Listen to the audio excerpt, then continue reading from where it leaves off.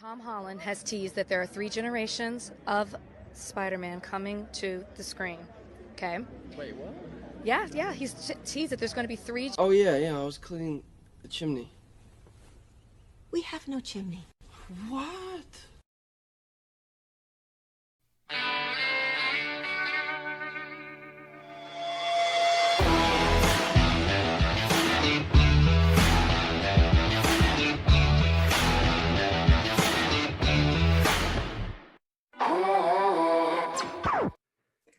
Hi, everybody. Welcome to Shorts and Hoodies, where I'm Jared. I'm Stephanie. And I'm Dash. And the flock is asleep. If you've noticed, it is now December, and I am excited because I'm wearing my Santa hat. Mm-hmm. I've even got the Utah fire right over there. Dash is wearing PUBG, and Stephanie's in a zip-up hoodie. You guys aren't too festive. No. I'm rocking a Monomarth gear. That's as Viking as you can get. I pretend to know what that is. Cool. That's a band from Sweden. Okay. Speaking of Sweden and just kind of all the countries up to the north, we are talking about disasters this week. Did you guys hear about the disaster that was in Canada with the floods? No. Oh, no, I didn't. Yeah, like Canada just got boned real hard by a whole bunch of floods. Oh, no. Yeah, like bridges collapsed and all that craziness. I got a sort of kind of friend that's out in the Canada headspace, and she's like, bridges are completely collapsed. Apparently Vancouver is kind of okay, but everywhere around Vancouver is just gone. Wow. Yeah. Disasters. Oh, boy. The only thing I've heard about this week is the horrific school shooting. Oh, wow. We're really starting off this show with happy stuff, aren't we? Oh, It's a disaster episode. I mean, It's a disaster episode. in other news, I can speak on this, and I know it's not that time, but it's going to be that time until the movie comes out. Did everybody see what Tom Holland put out the other day? I saw that the Rejects put out some sort of a reaction video, but haven't gotten to watch it yet. Like, what's left of this movie not to see at this point? It was literally just the me at the movie theaters. Can I get a movie ticket? What movie do you want to see? And it was a picture of Tobey Maguire in his the human spider outfit from the wrestling scene in the first movie. Yeah. Okay, so they're keeping the tease going. I'm excited. Did you get tickets? I did. I got my tickets for Saturday. We're sold out all over, but we lucked out and got it for Saturday evening.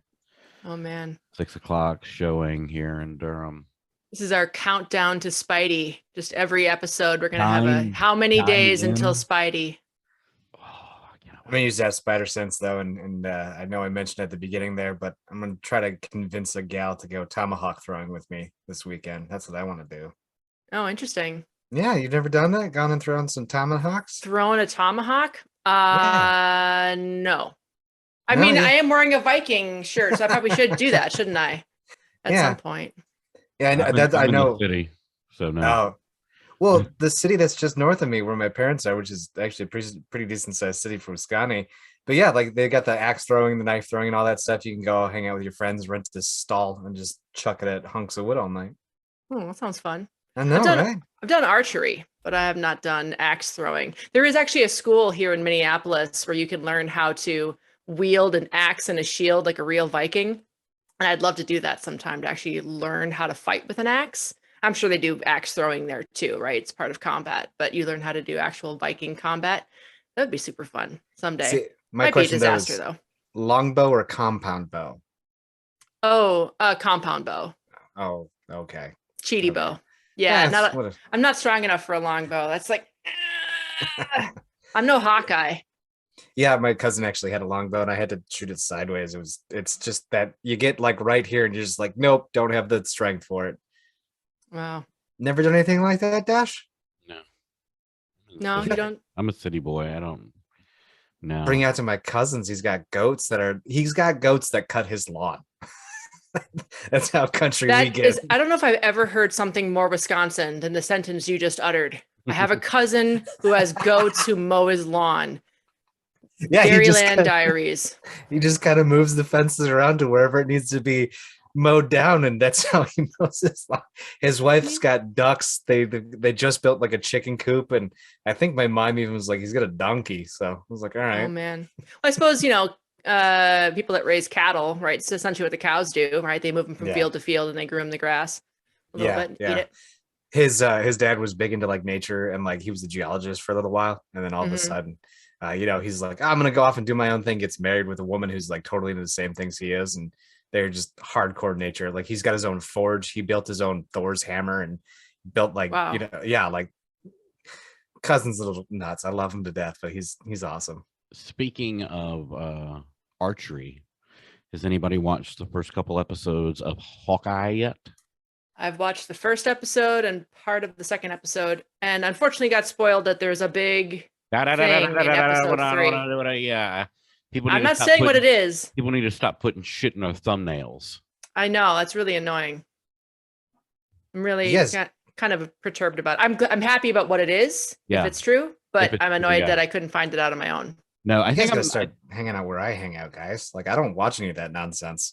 You don't hang out on YouTube then. Yeah. Well, no, I hang out on YouTube. It's just NFL, a little bit of heavy metal, and then PKA. That's like all my YouTube is filled with. all my shit is like Cosmic Wonder, Real Rejects, New Rock Stars more than anything, probably them and Real Rejects. Dan Murrell, Christian Harloff, 3C Films. Yep. And then of course Grace Randolph. Love Grace Randolph. Who's that gal that you guys mentioned last night that I thought would be kind of good, but her voice was annoying? Grace Randolph. Oh, okay. Grace Randolph. Yeah, her voice is very. I was listening to her today, listening to a little bit of her West Side Story review, which I'm super excited that those reviews are sounding really great. Yeah. Like I cannot wait to see it. Oh man, Spielberg. Yeah. What is that about? West Side Story. They're Spielberg's doing the movie for this Christmas. West Side Story is a musical that came out. When did the original come out? I'm trying to remember. 50s? The 60s? 50s? 60s, yeah, around there. Yeah, so it's a story about a Puerto Rican gang and family and people versus like Italian gang and family and people dancing. I want to be in America. Yeah. Is it? Oh no, who's the guy that clink the bottles and like? Oh, Warriors. No, that's Warriors. That's Warriors. Warriors, come out and play. Yeah. Whoops. No, messed it up again. West Side Story is an incredible musical. Really good music. In a fantasy gang world where gangs attack each other, but they also have really cool dance numbers. Okay, you guys want to hear something hilarious? No. Just to kind of lighten everything up here a little bit. Sure. Okay, so because I know I told you guys that I might have a lady that's like super interested in me. My dumb ass, like a week ago, was like, I'm gonna get business cards made. I'm gonna get a cool ass necklace made. That's like, hey, if lost, call this number, and I can like, like, oh, hey, you're my girlfriend or something stupid like that. Yeah. So I just spent like $35 on all that, and all it took was to just a little heart on the Facebook dating app, and a girl likes me now, and I have all that for no reason anymore. Well, I hate to tell you this, but I don't have high hopes that your original plan was going to be all that great because no. I mean, desperation was setting in. I thought I'd try something cute, but it's been a while since I've been dating, but if a guy had done that to me, I don't know if I would have responded all that well. I mean, would it be? It's like, excuse me, miss, I'm a little lost. Can you help me here? Like I've got a little dog tag or whatever. Like I thought that'd be kind of cute, but see, it got a giggle. It's got a giggle. Interesting. How you play it off, I guess. It's all about the swag. Could have bought a few more games on Steam. Could have bought a few more, yeah. So that also wouldn't have helped with your dating prospects. No, John Bon Pony's doing pretty good right now. Is he? Is John Bon Pony doing well? How's Harry Trotter doing? I didn't name one Harry Trotter for a while. I haven't played Red Dead 2 in so long. Or Harry Trotter. I'm on Minecraft again. Like, yeah. Which version though? I do what? Which version? So no, I play on Xbox. Okay, but I can't figure out because I have what is it, Bedrock Edition, the one that came out for Xbox, and me and my friend were playing Yeah, originally I think it was called Minecraft with Friends, but it's Yeah. just the regular Minecraft version now that's cross-platformed on everything.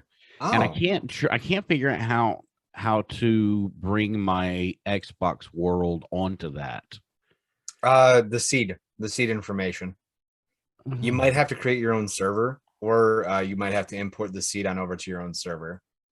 You might actually have to rent a space to do that. My friend, we had a huge world on his Xbox that he brought over to Minecraft, and we like just built the mess out of it. And but with this one, like the biggest difference is, Stop I mean, it, it's just, Stephanie. it's the same like textures and all that stuff, skins and everything. But when you're laying down blocks or breaking stuff, it takes forever. To where regular Minecraft, it's so fast. Yeah. But you can't copy and paste like you can on PC. No, you gotta type that crap out. That well, if you get the little thumb pad for it that pro gamers used to use. Yeah. Oh, it's so warm. All right. Well, I've been playing this great game on my phone. No, I won't talk about that. I haven't played video games in a while. I think the last game I played was the last. Yeah, there you go. It was the last Uncharted game. That's been a while. I have the Spider-Man game. Speaking back to Spider-Man, I have the Spider-Man game, and I haven't opened it yet. I haven't played it. I keep PlayStation 4. The PlayStation 4 one, yeah. Girl, you got to get on that. It's so fun to swing around the That's city. what I've heard. That it's just like. I'd But play at the same time, I have that one for PS4 on my PS5. But I have Miles Morales, and I still haven't opened Miles Morales yet. Oh. Because I want 100%. You're one of PS4. those completionists. Well, Yeah. that's a completionist game. Like, Oh, okay. you want Unlocking. to unlock everything, finish everything, and Mhm. then get on to the next one. We have not bought a PS5 yet. We're waiting for God of War, the next God of War, to come out because we got a PS4 God of War edition, and so we want a PS5 God of War edition. We're Viking, Viking hardcore in this household. Valhalla then? I have not played Valhalla. Yeah, I gotta play that. I actually, that's a good idea. I should buy that for my husband for Christmas. I hope he doesn't watch this. Ubisoft Pass. If you download Ubisoft and go to Ubisoft, you can download their pass, and for like $14.99 a month, you get access to all of Ubisoft's games available to you. And so like you get I tried out Far Cry 6 for like $14.99. I love it. Yeah. Like It's pretty dope. Yep. Well. Another game I have that I still haven't opened yet. I just been working too much. Yeah. I cannot wait for my 2 weeks off. Man, those video games, they are life eaters. That's why I don't play Final Fantasy anymore, because I don't have enough time in my life for an RPG. It's a life sucker. I used to game all the time, but also I was working at GameStop then too. Oh yeah. And it was so it's almost like research, Right. Yeah, you pretty much had to. Yeah. I know. Sounds so much more interesting than my work. Well, it's really not. Oh. I can't. The only things that I can say nice about GameStop were the people that I worked with and the free swag. All the free how shirts, much free swag are we talking?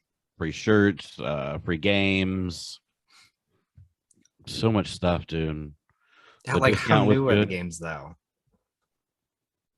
Because like making 10, 11 bucks an hour. Okay, yeah, never mind. All right, I'll take that. Look. I'll take that look. I got you. Yeah. I'll read you, sir. Read you loud and clear. Fallout, comes out, boom, we get a digital version for free, boom. I take that. Yeah. Yes, ma'am. Is that listed in your benefits package? Like when they give you your rundown of here's what your benefits and your full salary actually is worth? Like my job does that sort of stuff. Like, oh, you're paid this much, but here's your GameStop full benefits package. Far ahead. No. And it's really with the free games, it's really what the gaming companies want to kind of kick us back something. Sure. It's never a physical game, it's always a digital copy of something. It's usually the manager will get the free copy, but every once in a while a game will come out and it's like, here's digital codes for all your staff. Thank you very much for what you do. And those are, the companies like that I really, really like. Cool. So We did it. We got when 76 came out, what a horrible game it was. We did get free codes for those. Which game was that? Fallout 76. Oh, Yeah. I have Fallout 4. The biggest, I love. great game. Love that game. Nah, and see, that's the thing that I hated. It was like, I think when 76 came out, and I think it's, updated a lot now, and things are much better now, not as glitchy or whatever. Yeah. But you go from Fallout 4, in my opinion, one of the best Fallouts, to 76, is one of the worst. Like, how do you go from one extreme to the other? And it was just horrible. I mean, the same studio that put out the Witcher games then put out Cyberpunk. So True. I mean, Yeah. That's such high hopes. consistency is hard. Yeah.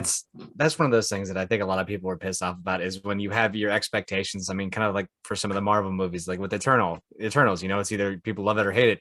People are the same way with 76. You either love the game or you hate it. Because I thought they were going to do this specific thing, and then they went that. So yeah, it's all awesome sauce.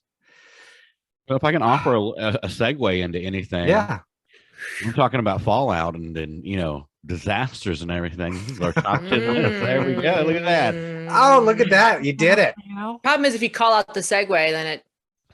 Shut up. Oh, sorry. That's Pretty ass at you. pessimistic, girl.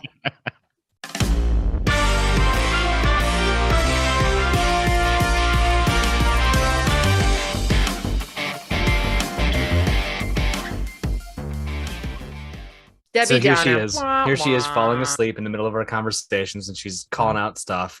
Oh, I'm you're just sorry. ruining it. I'm going to be the same way next week. I'm sorry.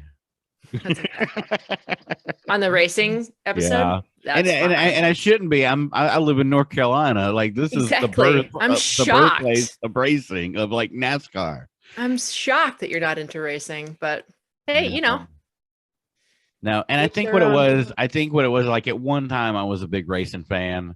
I wouldn't even see a big racing fan. I was a fan. I was hey, racing's on. I'll watch it. I like Tony Stewart, and then he retired, and it was just like I didn't care anymore. Yeah, that was my mom's favorite driver, was Tony Stewart. He was like, I don't know. He didn't care like during interviews and stuff, and Yeah. And I Funny think that's what I liked about him. It was like kind of like the Stone Cold attitude, but for racing. Mm-hmm. So, but yeah, I had fun on this list and remembering movies I had forgotten all about. And I have flip flopped 2 or 3 times on my list, and I still may flop again on one of them. But Just do it. No, Just do it. But you know what you do? No, you take As a coin. the spirit moves you. You take a coin and then you flip it. You say, this is heads, this is tails. And wherever you're like, 9 is going to be bloop. No, it's heads. I think I've gone through and like I have 5 other ones on my side to where I'm like, these are really good movies or franchises or whatever. But then I go, okay, well, is this better than this? No, it's not. Is it better than? No, it's not. But no, it's not. So yeah, they're there in case I remember something. But yeah, I reordered my list. I was doing it again earlier today, like doing the same thing, like maybe this is 3. No, this one's more 5. Maybe this is above that one. And yeah, this is a very difficult list to try to order. Yeah, you guys are horrible. No, whatevs. That's I know, but like it really, you just yes, and it's in the list. Mm-hmm. That's how, but then again, that's probably why I think we should play a new game every week now, and it's how many movies has Dash not heard has not seen of Jared's. Yeah, I think we should keep a counter on the side of screen, like a counter 0 of 10 Dash-o-meter. I think I'm going to not see. So we have 11 picks. Mm-hmm. What's your guess? I'm going to say I haven't seen at least 4 of them.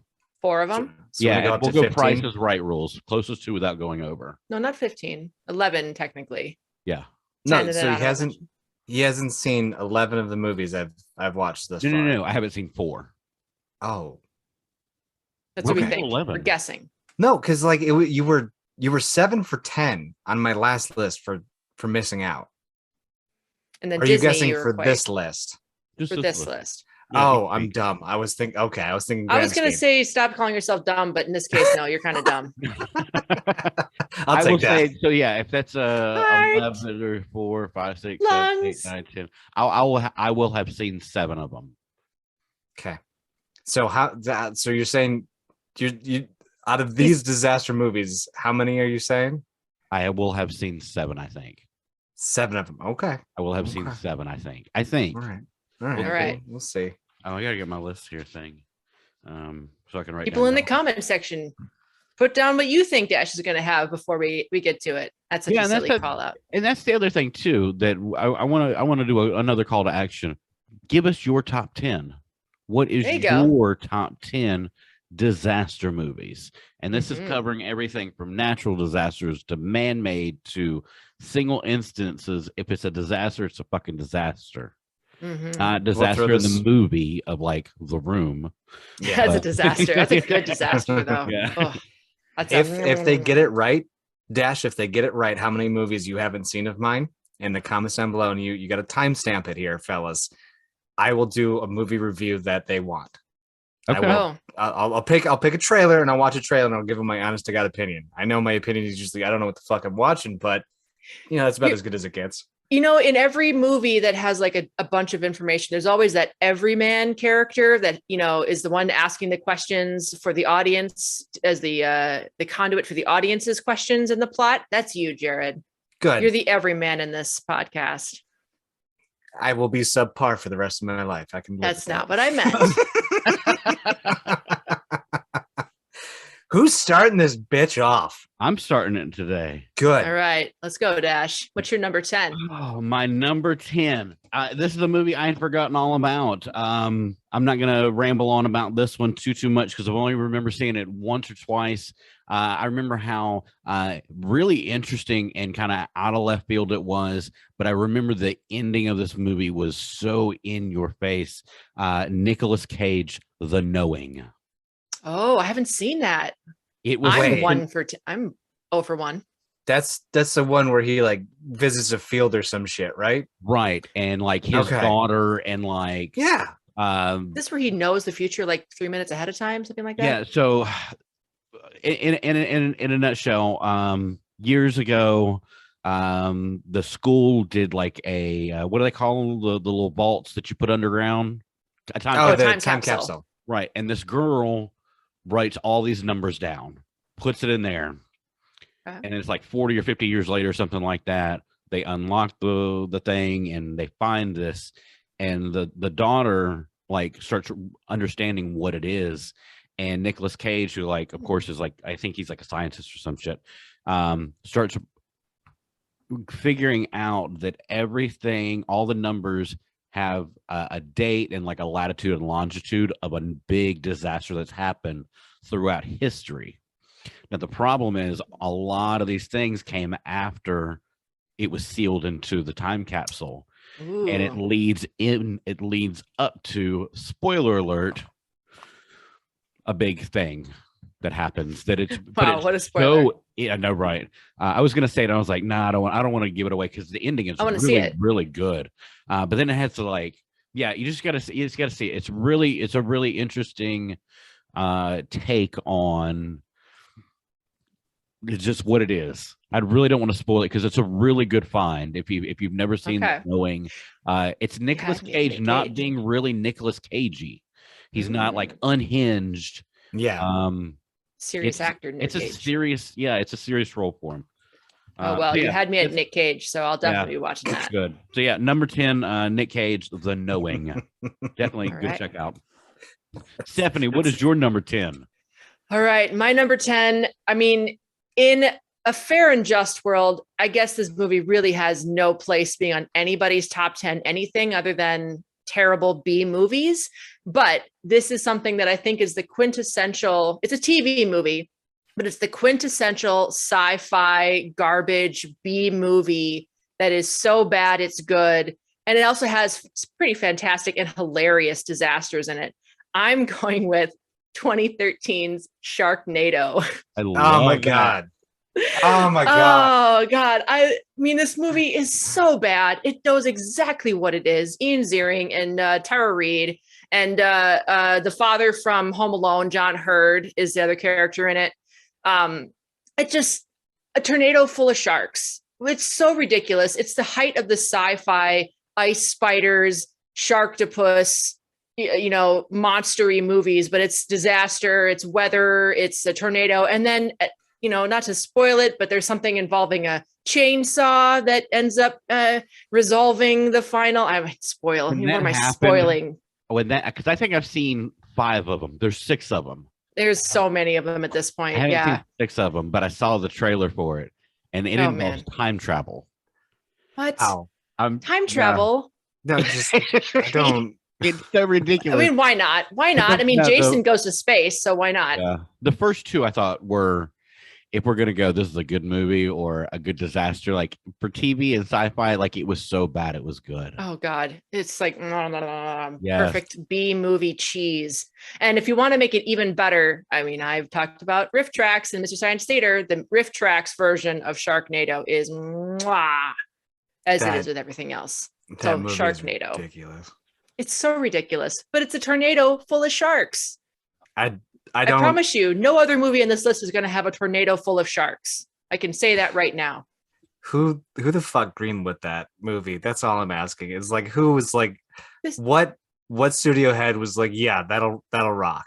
Well, it's a TV movie for the Sci-Fi Channel. So, I mean, you say green light. What process does the Sci-Fi Channel have for Sharktopus or ice spiders? But I mean, it's never mind. I'm done. I'm trying to quantify something you can't. What's a bigger disaster though? A tornado full of sharks, or that somebody gave Ian Ziering the lead role in this franchise? He's the perfect lead for a movie this dumb. I know that. I get that. But somebody who had done nothing really since like 90210, they were like, you know what? Let's get dude from 90210. They tried to get Shannon Doherty and she didn't want to do it. No, I have no idea. Smart. That'd be funny. But anyways, there's my number 10. So I'm going to go over to you, Jared. What's your number 10? I don't want to pick after that. That's hard. That's so hard to follow. But I will. So my disaster movie is actually Arrival. The reason why I chose Arrival as my number 10 is because it's like a pre-disaster. That's the whole reason why I chose it, because it's that tail up until a disaster is supposed to happen, and then there's a beautiful little twist in there at the end that kind of you're like, wait, what the fuck just happened here? And so I kind of like it that it's pre-disaster, everything's bubbling up. Brought to you by Bubbles. So yeah, everything's bubbling on up and just kind of starting with the disaster, and that's kind of cool that because a lot of times with disaster movies, it's just it's in your face, disaster. No, this is like disaster's about to happen and you're trying to prevent it, and you just see the world just kind of taking a poop. So interesting. Arrival. That's a beautiful movie. Another Denis Villeneuve classic. Never seen it, so there's number 1. There's number 1. We're one for one. You have not seen Arrival, really? No. With Amy Adams and Jeremy Renner, you haven't seen that one? Okay. Wait, wasn't Amy Adams? Wasn't she? Lois Lane. Thank you, Lois Lane. Yes. Why does she look hotter in this movie as some random girl than Lois Lane in Superman? Am I weird? I'm not answering that question. I don't know. Like I saw it and I was like, hey, I'm like, that's Lois Lane. Yeah, I was like, that's Lois Lane. That's Lois. Different filter on the cinematography. Whatever Zack Snyder did, he just made Lois Lane look not so appealing. I don't know. I don't know how to answer that question. All right. Sorry. But Arrival's a great movie. Random interjection there. My apologies. I seem to be on the random train today. I'll try to. Jared's been canceled. No, I'm just kidding. Good. Bye now. Every episode, we have to find a way for Jared to get canceled. Dash to you, sir. All right, my number 9. I think I have to find a way each week to either have a Tarantino or a Kevin Smith film on my list. You like who you like? I do. I have or Zack Snyder. I love my directors and I follow them. We'll follow them to the end of the earth if they make a great movie. And those are 3 of my favorite directors. And with this one, I got to go Kevin Smith. this is about two renegade angels trying to find their way back into heaven. My number 9 is Dogma. Just an incredible who's who cast from Ben Affleck and Matt Damon to Chris Rock. Alanis Morissette as God. It's just an amazing film. Alan Rickman is the voice of God. Yeah.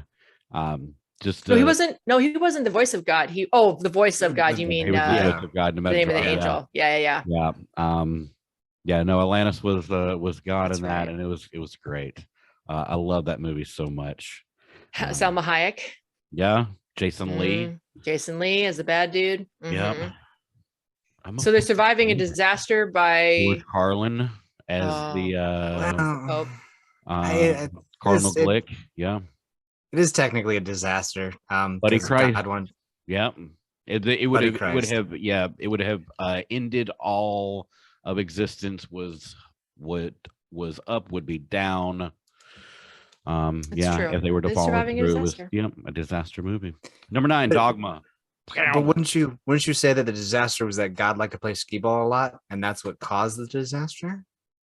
Skee ball's a great game, sir. It is a great game. Can Even God disasters. says so. Yeah, exactly. Stephanie, what's your number 9? All right, so my number 9, bit more of a traditional disaster movie. This is a movie where James Bond and Sarah Connor fight a volcano. This is 1997's Dante's Peak. Nice. I mean, I don't remember that. I don't remember that Bond movie. Oh, I know. Pierce Brosnan, Linda Hamilton, in all their glory. Linda Hamilton plays the mayor of this small little town, Dante's Peak. That is the nicest place to live. Pierce Brosnan plays a volcanologist, which hold for implausibility there. He comes to the town. He's saying, "No, this volcano is going to explode. I know it's gonna whatever." And the way that the tension is kind of ratcheted up, it's kind of like the volcano itself is building up pressure. The movie's also kind of building up pressure. The dialogue's not super awesome besides the whole story, right? But the special effects, and I was just watching clips of this earlier today, the special effects still really hold up. When the volcano finally explodes at the end and erupts fully after the town's already been blanketed in ash. And the way that forget the name of the cloud. There's a certain name for the cloud of when a volcano erupts. Cloud? Well, it's not a mushroom cloud. There's a specific scientific name for the cloud that belches from a volcano when it first erupts. But the way that washes over the town and it just melts all of the buildings, basically just disintegrates them, the power of that wave force of the volcano, how cool that looks, because it's all miniatures. But then the rendering of the volcano smoke behind it looks so real. Oh, man. That's a great disaster flick, and that's one I got to watch again in full. I was just watching clips again today to remind myself of that movie, but man, that's such a great movie. Grandma earns a title of most badass in that movie when she gets out, walks in that water, and it's the acid water, and she gets everyone to safety. She's just like, "Yep, I'm old. I've had it. Let's rescue everyone." That's what I like about disaster movies. If they give you some time to like the characters and get to know them a little bit, then when they're in peril, you actually care about them a little bit, and it kind of heightens the disaster.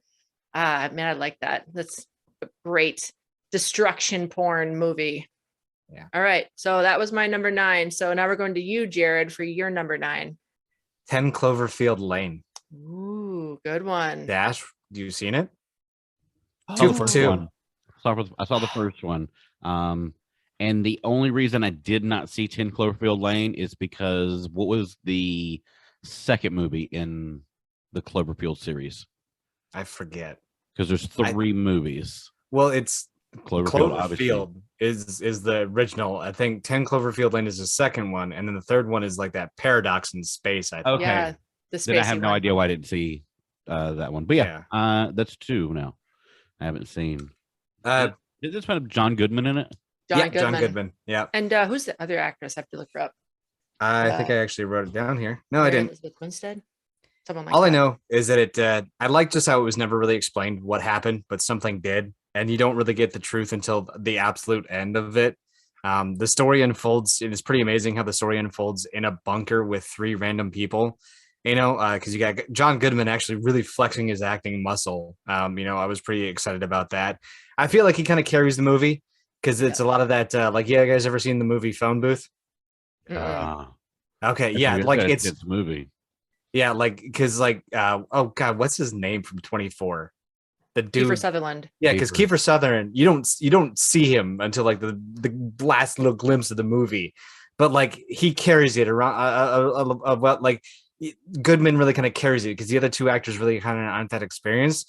But just to be able to tell an immersive story in a very small enclosed space, I think is a pretty damn good deal. So that's why Cloverfield gets my vote.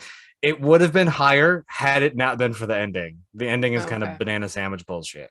Up I don't until know why then, that feels like a stage play that's on film. It a little does, bit. doesn't it? Yeah. Yeah. I don't know why I haven't seen it. I love Mary Elizabeth Winstead, but Bradley Cooper's in it too. Eh? Bradley Cooper? In Bradley Phone Cooper. Booth or? No, in 10 Cloverfield Lane. It says he plays Ben in 10 Well. Cloverfield Lane. Okay, yeah, no, because I know it's Goodman, some blonde chick, and then a black dude. He's the third one. Yeah, some like don't know. I think his name was like Emmett or something like that. Like good, yeah. So I don't know. All I know is that It's been a it's while since I've seen it. I don't remember yeah. Bradley Cooper being in it. I remember John Goodman and Mary Pretty sure. Elizabeth Winstead being in it. Yeah, I'm pretty sure. Maybe he's he's the boyfriend. The The voice. boyfriend. It was only Yeah. his voice, it says. Oh, okay. He's like the narrator. Yeah, he's her boyfriend at the very beginning. Ah. I Okay. remember that now. Sorry, confusion. Dash. Let's Yeah. hear your number 8, sir. My number 8 is a movie based on a horrific disaster that affected the whole world essentially. And I think this is probably the most sincerest movie on my list that makes me cry so hard every time it deals with the families affected by these men who were trapped in this rubble. My second appearance by Nicolas Cage. This is World Trade Center. Oh. Nicolas Yeah, Cage and wow. Michael Pena. And it's, I mean, the acting is okay. It's how it affected the wives and the families. They were waiting, you know, and the cars pulling up in front of the house and them thinking the worst had happened to their husbands and stuff. And it's just, I mean, I get chills of, you know, anything that has to do with that day. Yeah. I mean, it's one of those things, like I said, it affected, you know, everybody. You remember where you were. Oh boy, do I. Morning. And 8th Yeah. grade. I was in college. I'm old. Jeez. I can't watch. I have not watched World Trade Center or Flight 93. I have a hard time watching footage Have of you that. seen World Trade Center at all? I mean, it I takes. saw a the different- original. It takes a, well, yeah. Well, this takes an almost an inside look at it, pretty much. Okay. Because they all play firefighters down at the port, and they're Mm. going in to, you know, try to get people out, and then the building collapses on top of them. And so a lot of the movie takes place in blinking light, just on part of their faces that is not covered by, you know, rubble and everything. And so, I mean, there's a lot of time to where, I mean, it's long dialogue to where you feel like you're trapped in there with them, the way it's Mm. filmed. And so it does a really good job at it. That's good yeah. filmmaking then. Yep. World Trade Center, my number 8. On to you, Stephanie. All right. Well, my number 8 pick involves a lot of destruction, but thankfully it's not a true story. Not yet, anyways. We'll see. Maybe one day.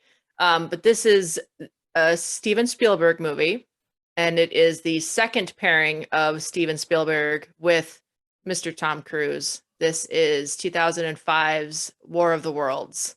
Nice. Yeah. Nice. I mean, I remember when I saw this in the theaters, because growing up, again, Grandma, tell me about the past. When I was growing up in school, they played the original War of the Worlds radio play, the original Orson Welles radio drama. That people, if you don't know this, when people originally heard that on the radio, they thought it was really happening and started Yep. like freaking out, right? And so the the way that the movie looks is super cool. I mean, I'm a basic girl. Give me Tom Cruise running away from shit, and I'm happy. And this is primo Tom Cruise running away from shit. Because the scene at the beginning when the tripods first show up, they just start vaporizing people left and right. The way that effect is, it's very chilling. People puffing into smoke, pre-Thanos, right? And Tom Cruise just running through everything and avoiding everything. And him with a little tiny Dakota Fanning, who plays the little young girl, having to survive. There's this really harrowing scene where they're hiding in a house and the eyeball of the alien is kind of coming through and kind of looking for them. And it's really tension filled. And then going all the way to the end where, spoilers, if you know the War of the Worlds, how the story ends, the aliens cannot survive the bacteria on Earth. And that's what ends up taking them out. But they actually end the movie with Morgan Freeman saying the actual final lines of the radio drama. It's so well done. Spielberg is such a nostalgist, right? It's why he's going back and doing West Side Story, and why he has this old Hollywood kind of a feel to him. And this is kind of an old Hollywood disaster movie with this family trying to survive this alien encounter. It looks amazing. It looked really cool and the sound was really cool in the theaters. And it's always had a place in my heart. So I love War of the Worlds, or War of the Worlds, not the War of War. It's just War of the Worlds. There we go. I think I might have to get a watch now. Why? I've never seen it. Oh, really? Yeah. I got an inkling to see it, and then it was just one of those movies where I never found the right time to watch it. You know what I mean? Mm-hmm. So yeah. The action it just looks really cool. It's again destruction porn a little bit, but. And the dialogue is okay, right? But Tom Cruise just makes everything better, in my opinion.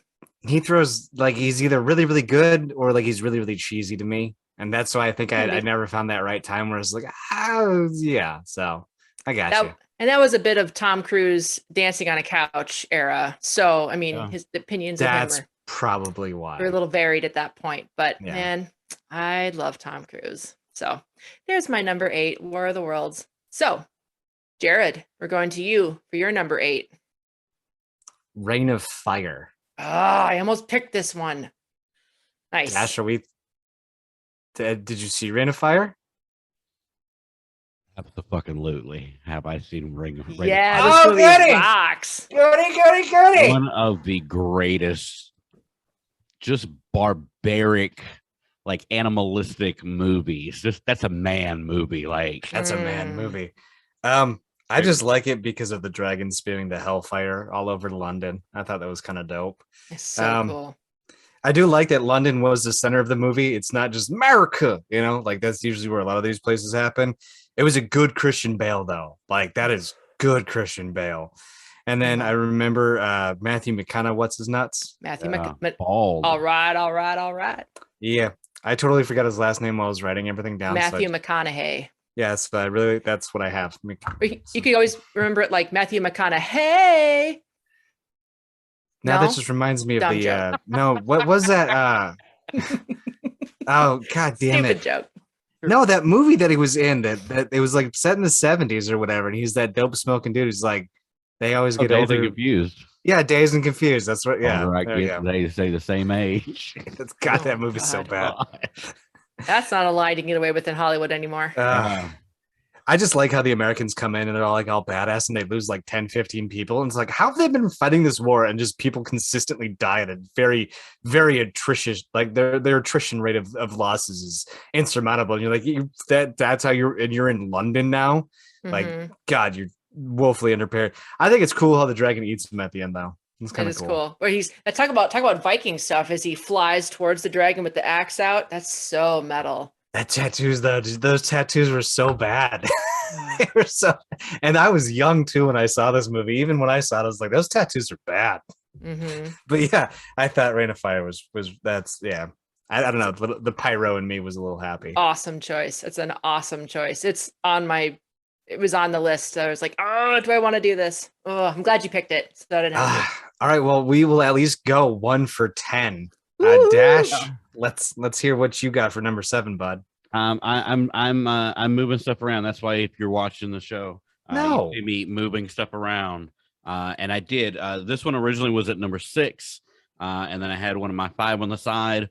That I would say that if somebody said something or if it was brought up, I'm going to mark those off. And I was sitting here looking at it again. I was like, you know what, this needs to go in there. So I had to take my number 6 and move it to number 7. My number 7, I remember seeing this one time. In my opinion, no movie has made me feel so scared in my life than this movie, and that was the movie Alive. The plane crash, the rugby team.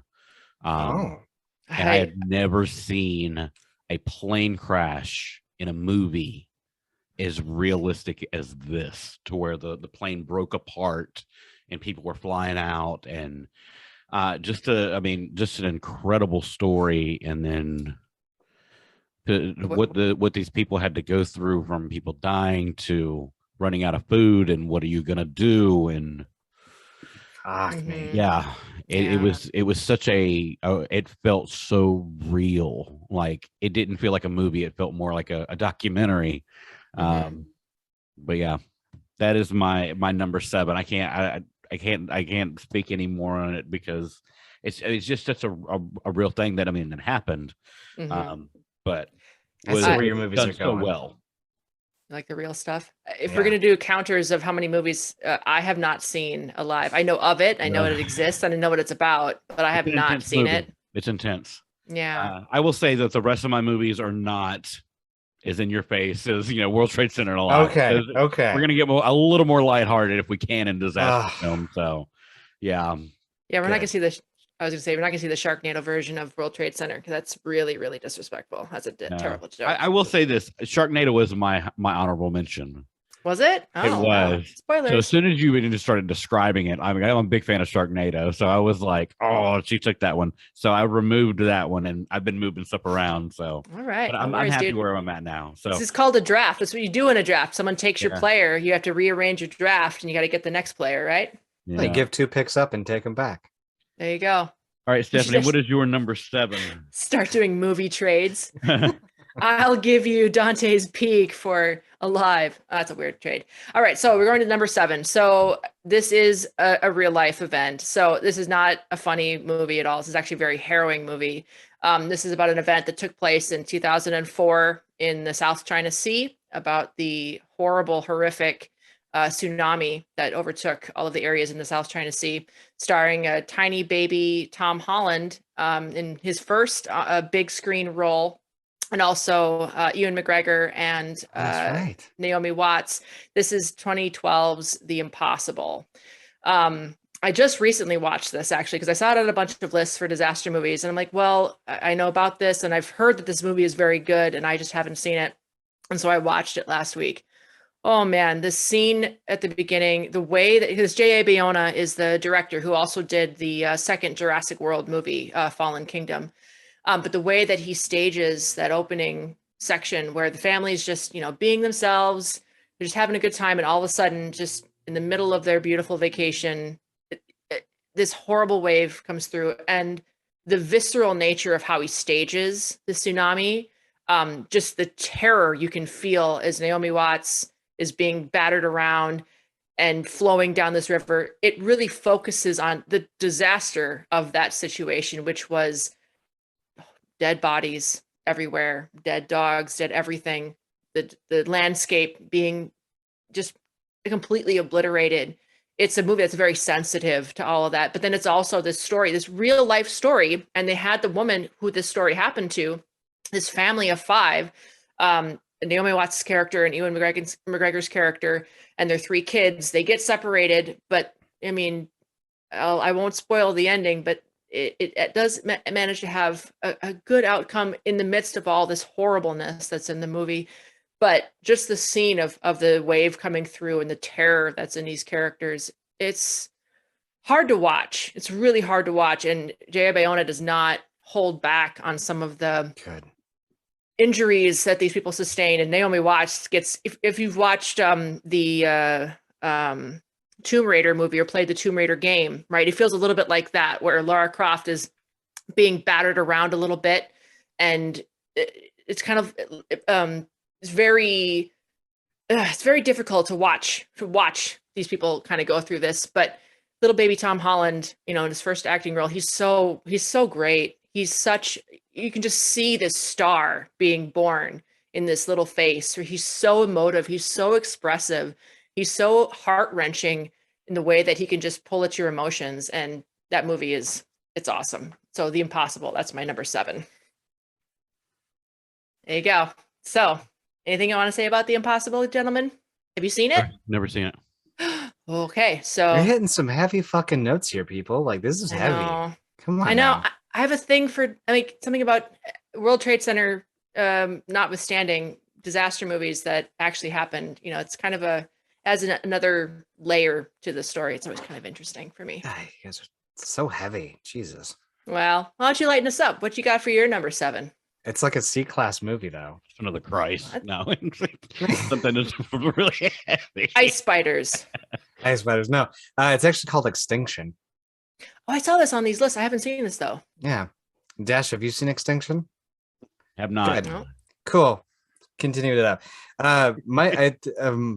It's just basically a C-class action. Like, there's not too much that I can really talk about that's not just going to give away the story. Mm-hmm. It's got a twist. It's really like a mind fuck. It's like a cool mind fuck. Like the biggest is mind twist that I remember was M. Night Shyamalan's The Village. Right, yeah. Where they're like, present day. It's like, what?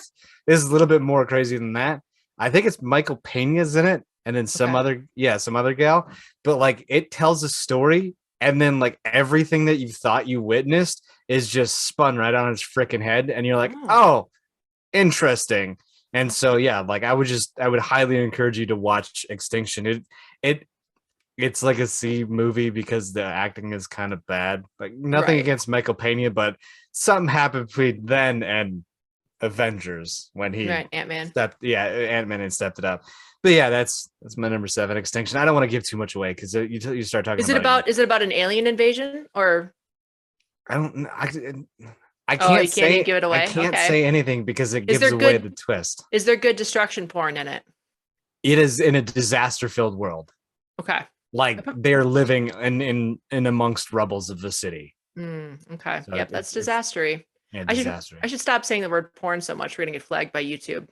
Porn. Bomb, bombity bomb, bomb, bomb. I love it. Where are we at for number 6, yo? All right, my number 6. This was on my side here, and this is the one that I moved in. And this is not just one movie. This is 4, I think. Okay.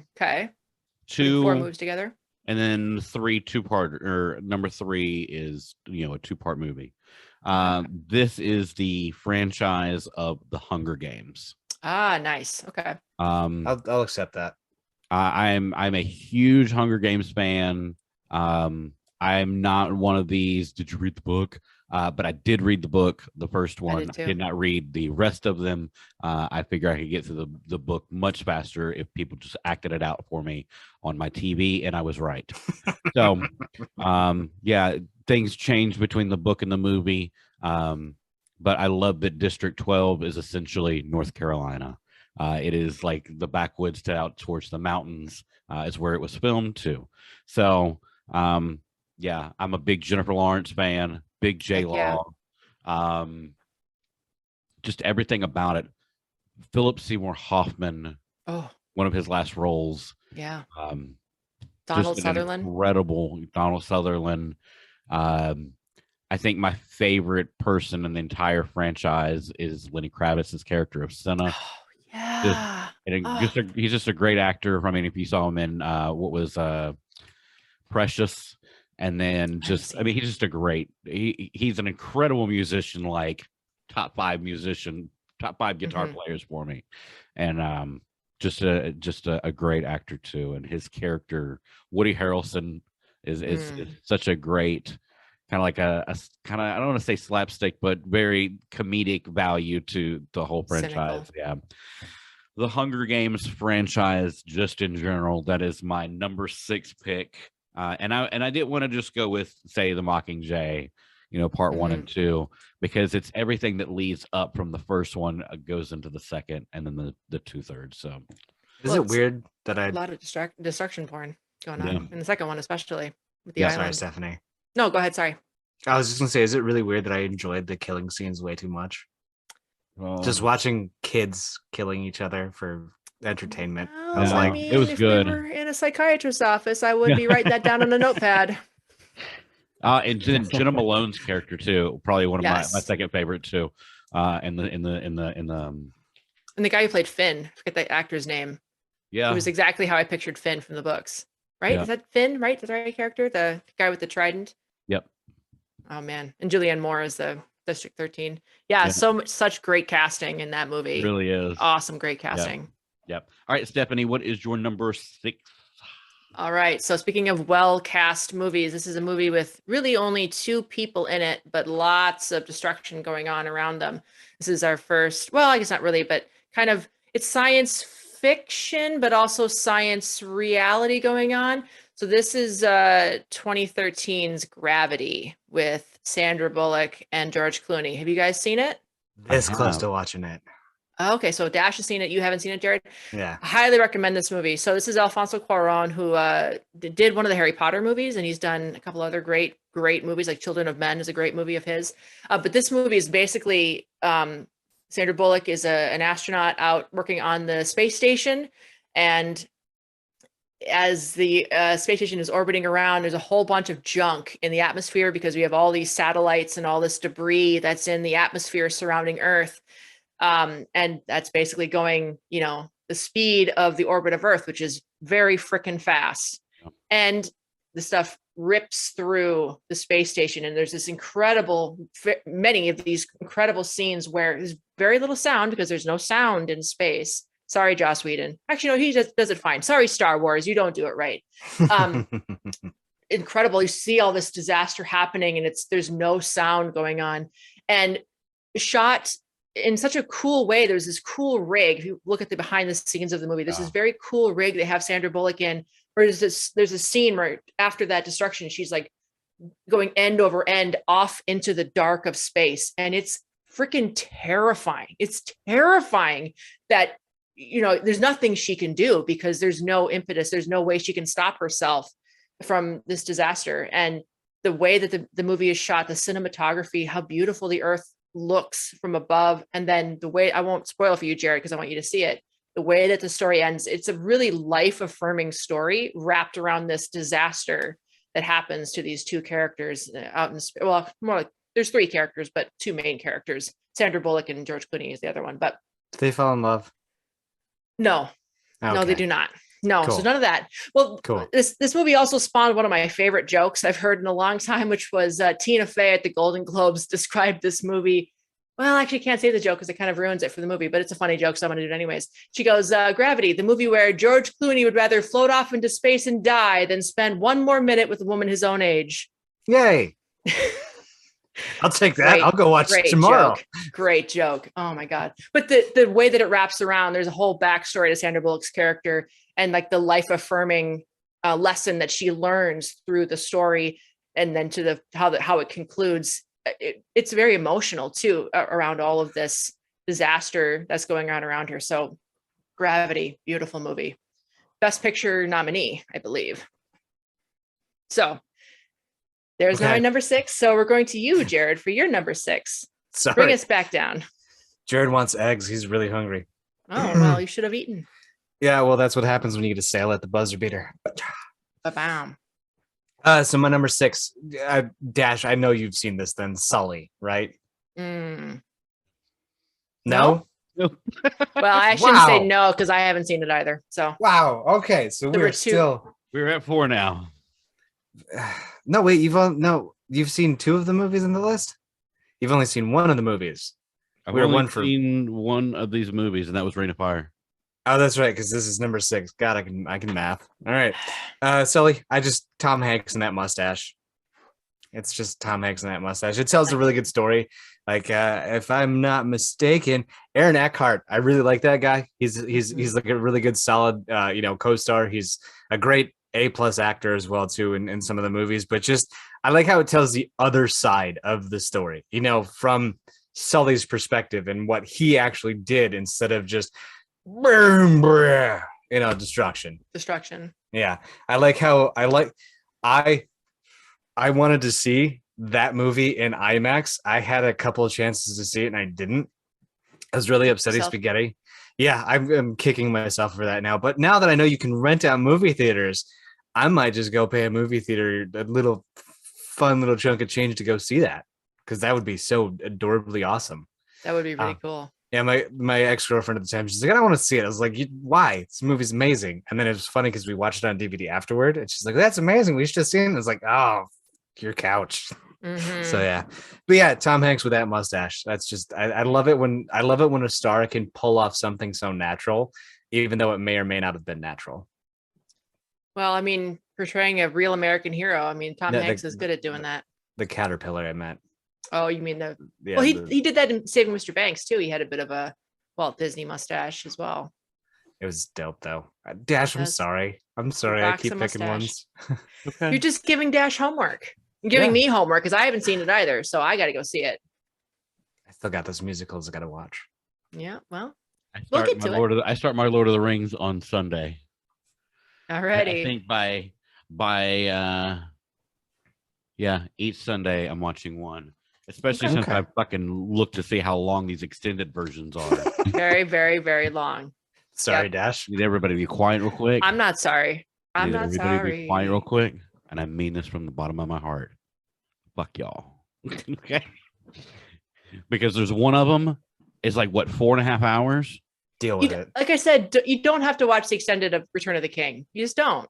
I don't think you do. The only things you get are like a little bit of extra Merry and Eowyn, which is kind of fun, and some extra Ghost Army stuff. So I don't think you have to watch the extended of that. That's the only one of the three I don't think you have to watch. That's the last one?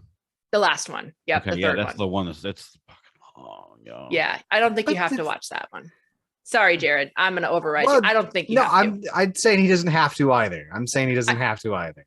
I think this is the theatrical is better in that case. I think the theatrical is better than the extended in that one particular case. I'm down for watching them. Whatever. I think I agree with my mom on.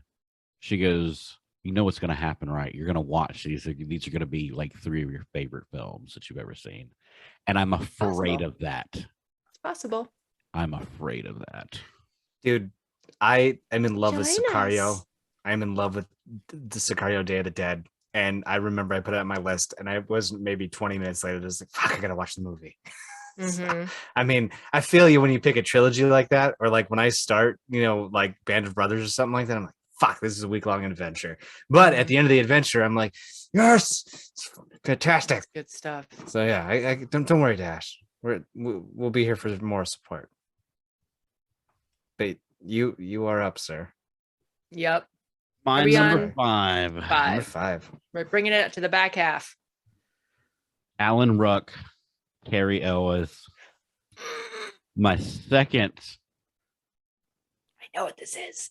The second appearance of Philip Seymour Hoffman, Helen Hunt, and Bill Paxton. Twister. Oh my God! Great fucking movie. Such a good movie. How did I forget this movie? It should be higher, but my other ones that are in front of it, I'm like, I can't. Twister, to me, this is the movie that started disaster movies. Like, it is the fucking OG. Bringing it into blockbuster status was Twister. Okay. It was the OG. Big people, big actor names, cramming a bunch of famous people in it, up-and-comers, into one big natural disaster. How are we going to fix this? And it's the scene where he's tied up with the belt. Incredible scene. Crazy. Can it happen though? I think there was a Mythbusters episode about it. I don't remember what the outcome was, but they wanted to test that. I think it seems sus, a little sus. I mean, with how deep the pipe was, according to him, even though it wasn't. Well, I mean, the script was written by Michael Crichton, So, I mean, that dude knows what he's talking about. Usually, he does research. That's the guy who wrote the original Jurassic Park, and Sphere, and all those Park. novels, Andromeda Strain, and all those. Yeah. But yeah, I hate Great you right movie. now, Dash. That was a perfect pick, big guy. Yeah, Perfect. I pick. love that movie. All right, Stephanie, take us All right. on number 5. so my number 5 is another real life event that's captured in a movie. This is a movie with a lot of big names in it. So this is Jason Clarke, Jake Gyllenhaal, Josh Brolin, Sam Worthington, Keira Knightley is in it. This is about a New Zealand mountain climber and an event that happened when he and a group attempted to climb the mountain called Everest. This is Everest from 2015. Have you guys seen this movie, Everest? Heard of I it. haven't. And this Oh, has got Gyllenhaal man. in it? Has Jake Gyllenhaal, has Josh Brolin, it has Jason Clarke as the lead. He plays the lead mountain climber, and Keira Knightley plays his wife. You want to talk about? I'm gonna have to see this. I'm Oh. I'm on anti Taylor Swift side. Sorry, y'all. That's whatever. I'm a Gyllenhaaler, so Mhm. I love his movies. I have. Wait, did he date her? And I she am hates Swift him? Gnostic. She just wrote a 10-minute song about him. Well, no, she re-released a song she Yeah. wrote a long time ago that she did write about him. Yeah, Okay. he has Anyway. her scarf, I think, something Everett. like that.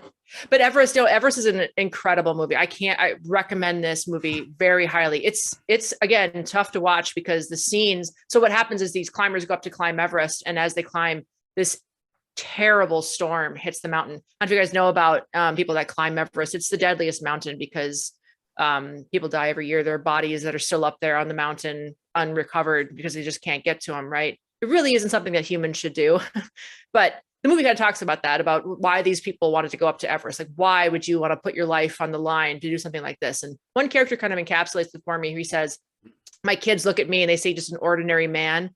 But now if I were to do this, I could, look at them and say, hey, the impossible is possible, right? Things you shouldn't do is possible.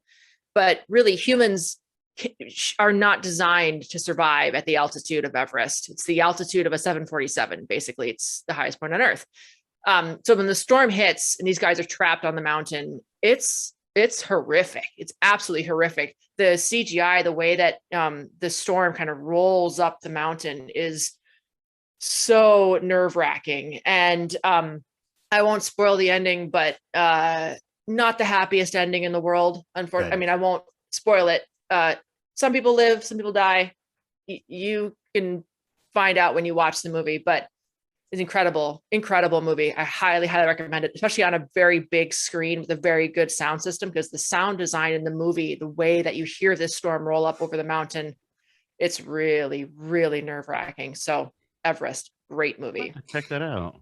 If you don't have a big thing, Hyper Cloud X2's got the 7.1 surround sound, and that watched a couple movies that I've rented for that exact reason. It's been an experience.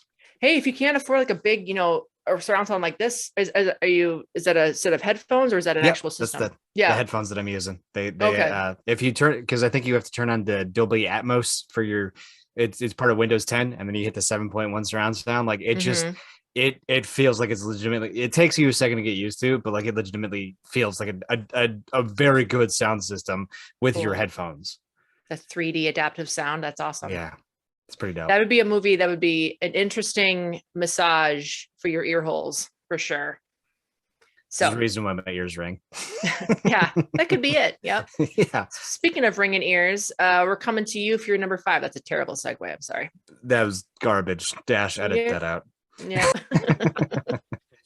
Number 5 is all right. We're coming around back to him, actually, believe it or not. Interstellar. Nice. Good. Yeah. Good pick. Have you seen Interstellar? Okay. Yeah, We're we're on two. before with that one. Okay. Yeah, okay. that's a Nolan film. Yeah, I've seen Okay, it. 2 for 5. All right, 2 for 5. We're good. But yeah, I like how the world is dying. It's a little You bit like of that? yeah. I think it's Oh. cool. Okay. Yeah, Interstellar. I just like how it's On the based like notepad. I think it's just basic human betrayal. Like human emotion comes into it. You see the cowardice that is the human race. Yeah. And it's just pretty dope. I think that the stupidity of the aliens of the fourth dimension helping out Matthew fucking McConaughey to save his daughter, save the world. It's like, come on, guys. Like, The that's fourth dimension is love. it's so dumb. And then he's in the bookcase. Like, why is it a bookcase? Oh. I mean, why not? I don't know. The big, like, if you want to get like really dark though, because this kind of movie almost brings it around here, The Great Filter. Watch documentaries upon the Great Filter and what that means for human society in the future is a bit scary. Okay. Either we are alone, or we're the first, or there's a great entity that kills off anything that gets a little too far in society. Like, how fucking scary would it? Oh, I'm getting goosebumps. How scary would it be that we're sending signals out into the world, and all of a sudden we get something back that says, "Be quiet, they can hear you." Oh, interesting. Okay. Yeah. No, What so is it you want called to again? go The Great Interstellar. Filter. No, No, no. the Great Filter. The Great Filter is the theory. The Interesting. Great Filter. Yeah, like there's some Like shit like that. Kutzkazart did it. Kutzkazart. That, like, you want to watch something really good, I always highly whatever that German fucking thing is.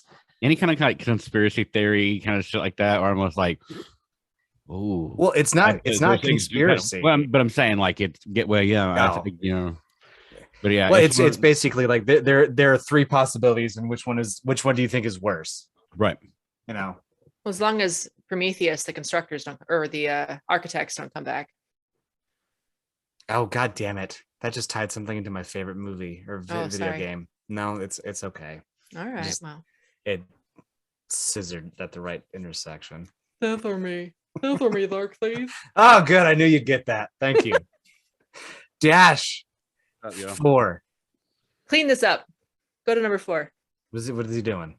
What is he doing? Checking something. He's on his phone. What are you Oh. doing? We're working. Well, I mean, I was kind of texting earlier, but I had a reason to do that. Okay, Well, we yeah, all yeah. have a reason. No, I was checking something real quick. For my number 4. Okay, that's allowed. Yeah. No, this is not this is the first appearance of this director. Guaranteed not to be the last appearance of this. Guaranteed. This is the man to me who perfected blowing shit up and wants to destroy the world as we know it. This is Roland Emmerich's Independence Day. Will Smith, Jeff Goldblum. Welcome to Earth. Just a great fucking movie. Randy Quaid. I mean, there's not enough that can be said about this. The president's speech in the movie. It's Brent Spiner. Yes. Any movie with data in it gets Yes. plus 10 points for me. Exactly.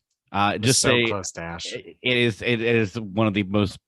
It's close to being a perfect disaster, destruction movie.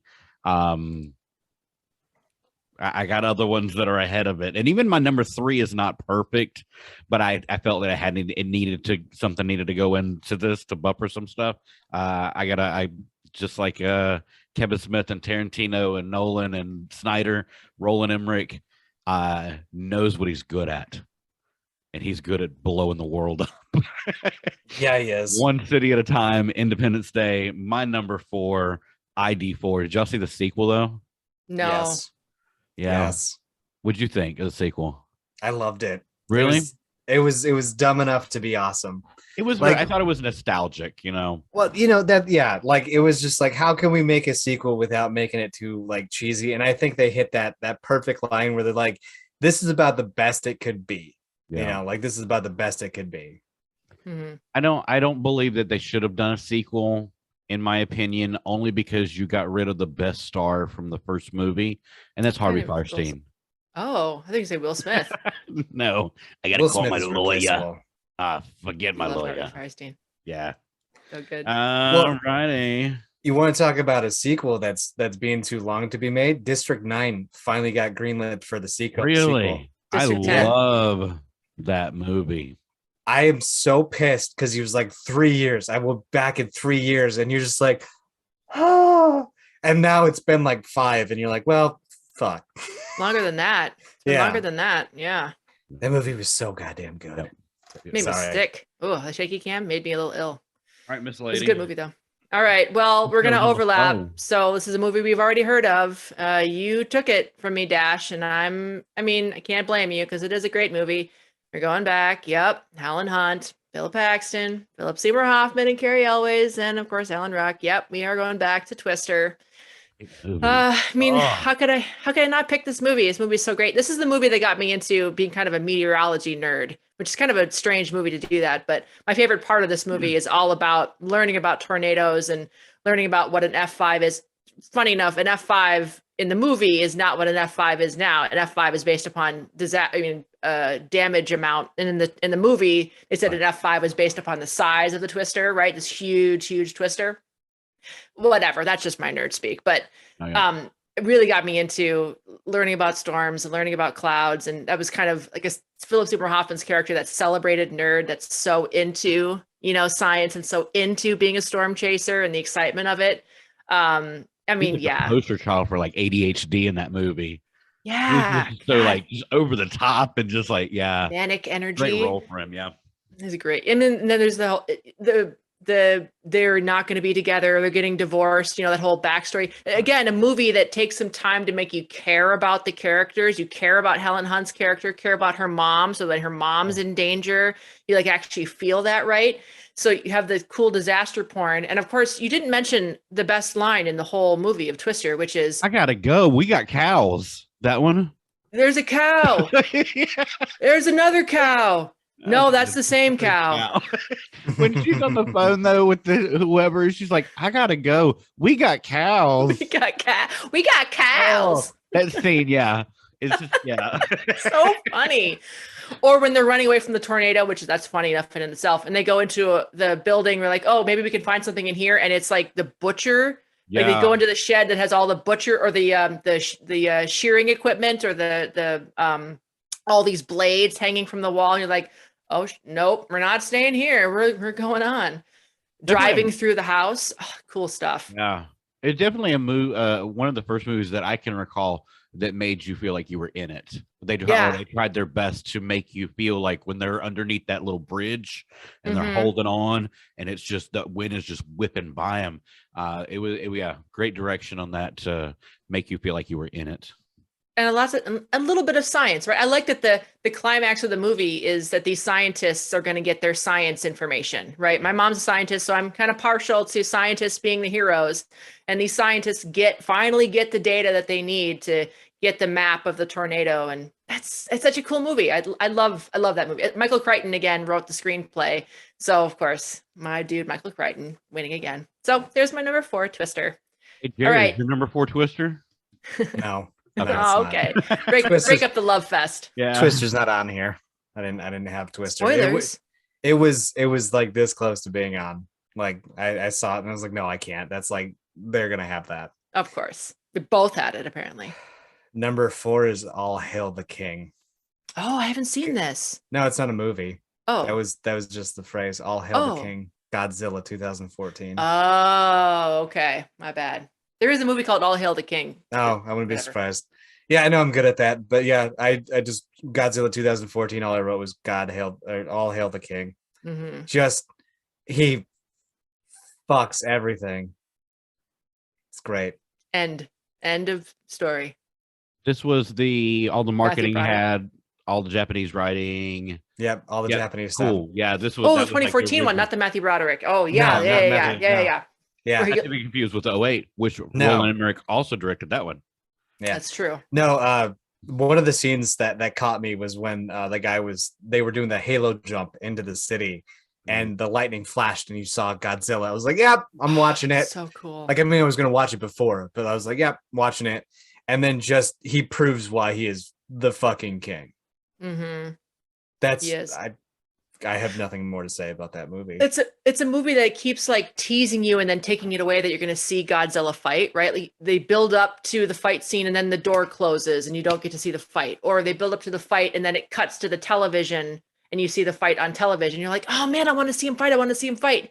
And finally, when you see him take on the Motu at the end, it's like, yes. And he shoots fire down the throat. Oh my God, that scene is cool. That's why, because all I remember is when he opened his mouth, I was just like, yes. And then he just charged, and you could hear the spikes, and I was just like, all hail the king. And I was like, yep, love it. I'm done. I've had my one for the day. I'm good to go. Where's my cigarette now? Another fun blurb about that one. You have Wanda and Quicksilver playing a husband and wife. Really? Yeah, because it's forget the actor's name, Aaron Taylor Johnson. There we go. And Elizabeth Olsen, who plays Wanda, and he plays Pietro. And they're supposed to be brother and sister in the MCU, but they're playing husband and wife in that one. Oh, I just little Game of Thrones in there. No, that's right. Keeping the bloodline pure, you know. Hey, they are Targaryens. All right. I don't understand that, but all right. The Targaryens intermarry. So do the Lannisters. Game of Thrones. It's a whole bunch of sex. All I remember is the Game of Thrones. There's like a bunch of porn. Like it felt like I was just watching porn. Basically, yeah. And I was just like, if I want to watch this, I know where to go. You can watch the movie Caligula. It's the same thing. Hooray. Another movie I can watch by myself. Hooray. Dash, get us off this talk. Let's hear your definitely get off this talk. One of the just in your face movies. I fucking love this movie so goddamn much. This is Craig Robinson. This is Danny McBride. This is Jay Baruchel. This is Jonah Hill, James Franco, and Seth Rogen. This is the end. Okay, I haven't seen it. And, oh my god! I know. I'm wanting to see it for Christmas. It's a Christmas movie. A movie on your list that does not have Jonah Hill getting butt fucked by a demon with a black just monster cock. You can't have a movie on your list that doesn't have Channing Tatum dressed up like a gimp. Movie is you have Aziz Ansari getting kicked into a pit. You have Michael Cera getting stabbed through the stomach by a street lamp. Oh my god! Oh, that's right. That was so previews. Crazy. It's so over the top. It's obviously they're playing themselves, but it's Seth Rogen playing Seth Rogen. It's James Franco playing James Franco. And it's just amazingly funny. It's essentially the end of the earth. The rapture's happened, and they're all trying to get off of Earth because all hell's breaking loose. And it all comes together with a great soundtrack of the Backstreet Boys. And it's just you have to see it if you haven't seen it. I cannot stress this enough. It's so over the top. If you like dick and toilet humor, and you like movies by frat pack actors, it's just it's them. Like I said, I mean, it's them playing themselves essentially, but it's exaggerated. Like this is a moment when Jonah Hill was doing like Moneyball, and he was doing, he was getting nominated for Academy Awards and everything. And so his character that he plays is very just like, oh, he's starting to become Hollywood and everything. It's, James Franco is all about his painting, Danny McBride is essentially, I mean, every character he plays in Eastbound and Down and the K-Swiss commercials and everything. He's just great. My number 3, This Is the End. If you have not seen it, I will definitely watch that. I was going to get confused with The Night Before. I said Christmas. Like, no, that's a totally different movie. I haven't seen that one either. Before that was with Anthony Mackie. And, that's right. I haven't seen either one. I got to see him. That's a great movie too. I haven't seen a lot of Seth Rogen movies. Like I haven't seen what's the one with Zac Efron? I haven't seen that one. I haven't seen Sausage Party. I had a lot of Sausage Party was the one that turned me off from like Seth Rogen could do no wrong, and then he did Sausage Party, and I was just like, didn't like that one. It's just I heard too many bad reviews. I haven't seen Pineapple Express. I haven't seen what's the one Forgetting Sarah Marshall. That's Seth Rogen. Oh, that's Jason. That's Jason Segel, but still, that's a frat pack movie. Yeah, frat pack. Yeah. Great movie. So I haven't seen. Great movie. I'm a big frat pack fan. So, all right, girl, number 3 for you. All right. Well, we're going back into space for this one, and again, we're doing a real life event that is fictionalized. I know. I can't help it. I love disaster movies based on real things. This is about a specific event in the history of our space travel. As you know, Apollo 11 was the mission that landed on the moon. And a couple of missions later, we had Apollo 13, which is my pick. Disregard my last statement.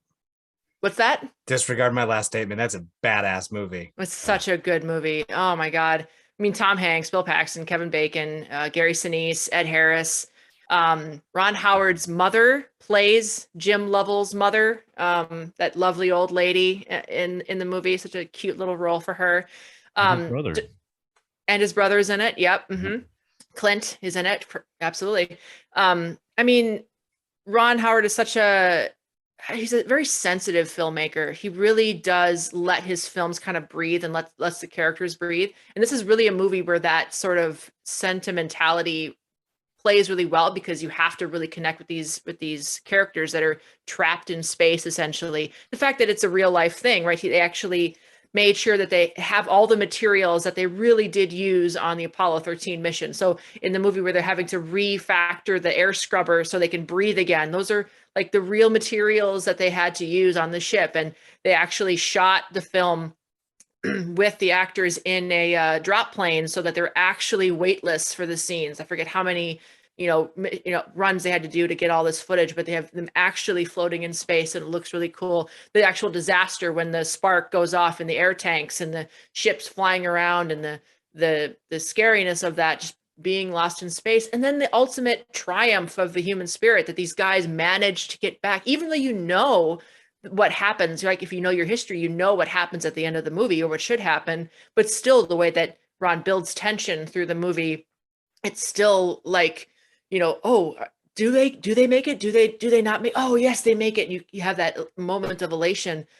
Oh man, Apollo 13, what a masterpiece for Mr. Ron Howard. So that's my number 3 pick for a disaster movie.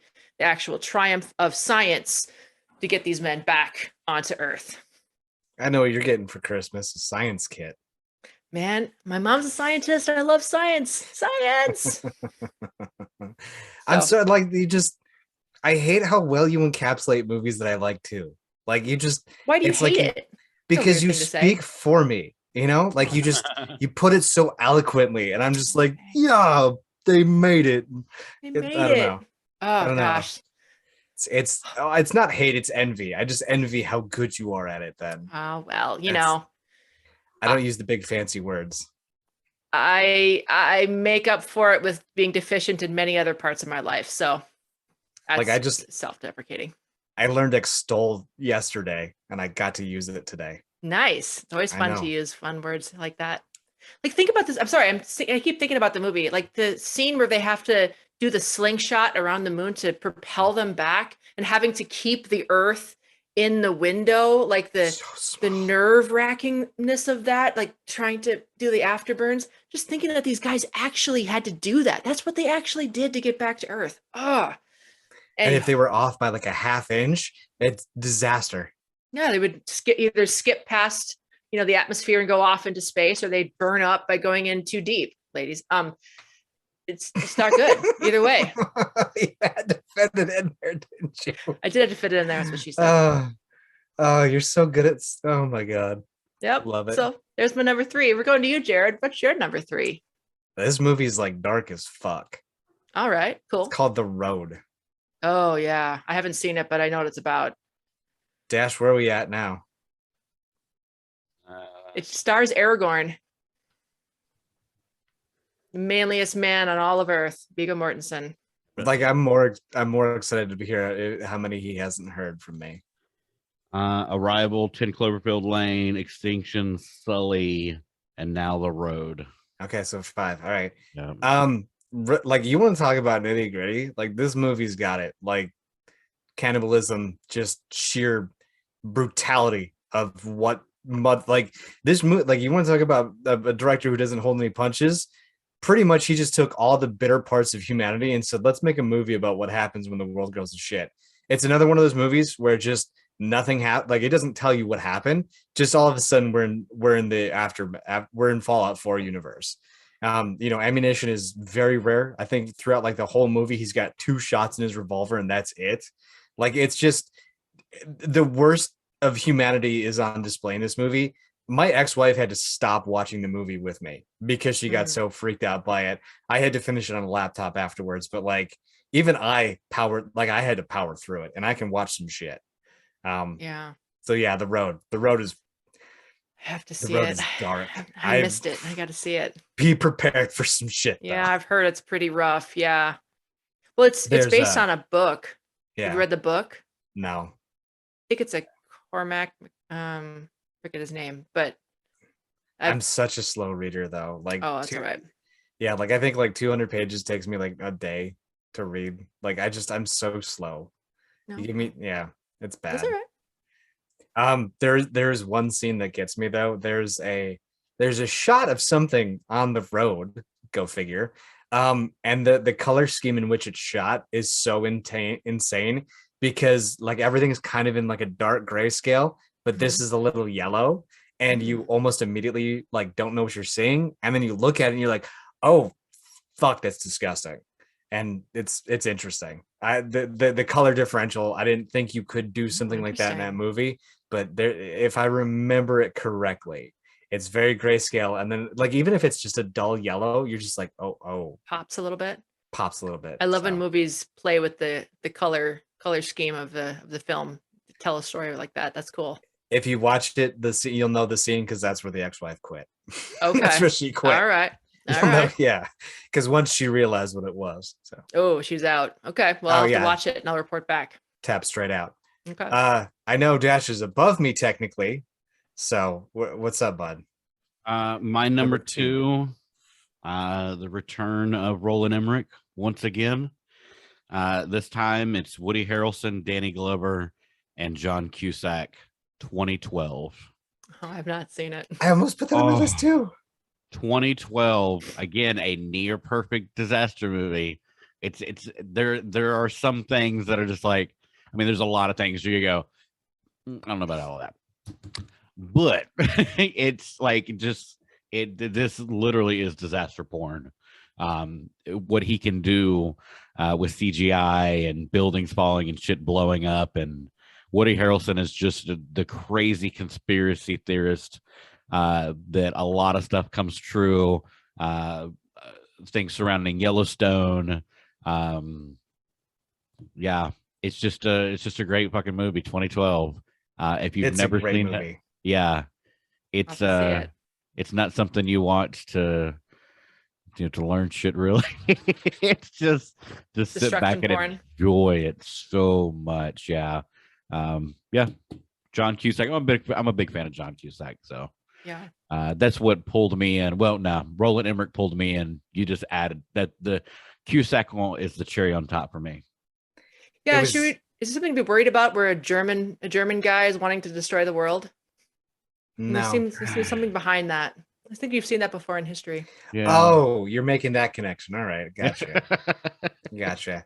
I was like, I'm pretty sure that's not how the movie play. Oh, yeah, gotcha. Sorry, bad joke. All right, love it. Stephanie, what's your number two, girl?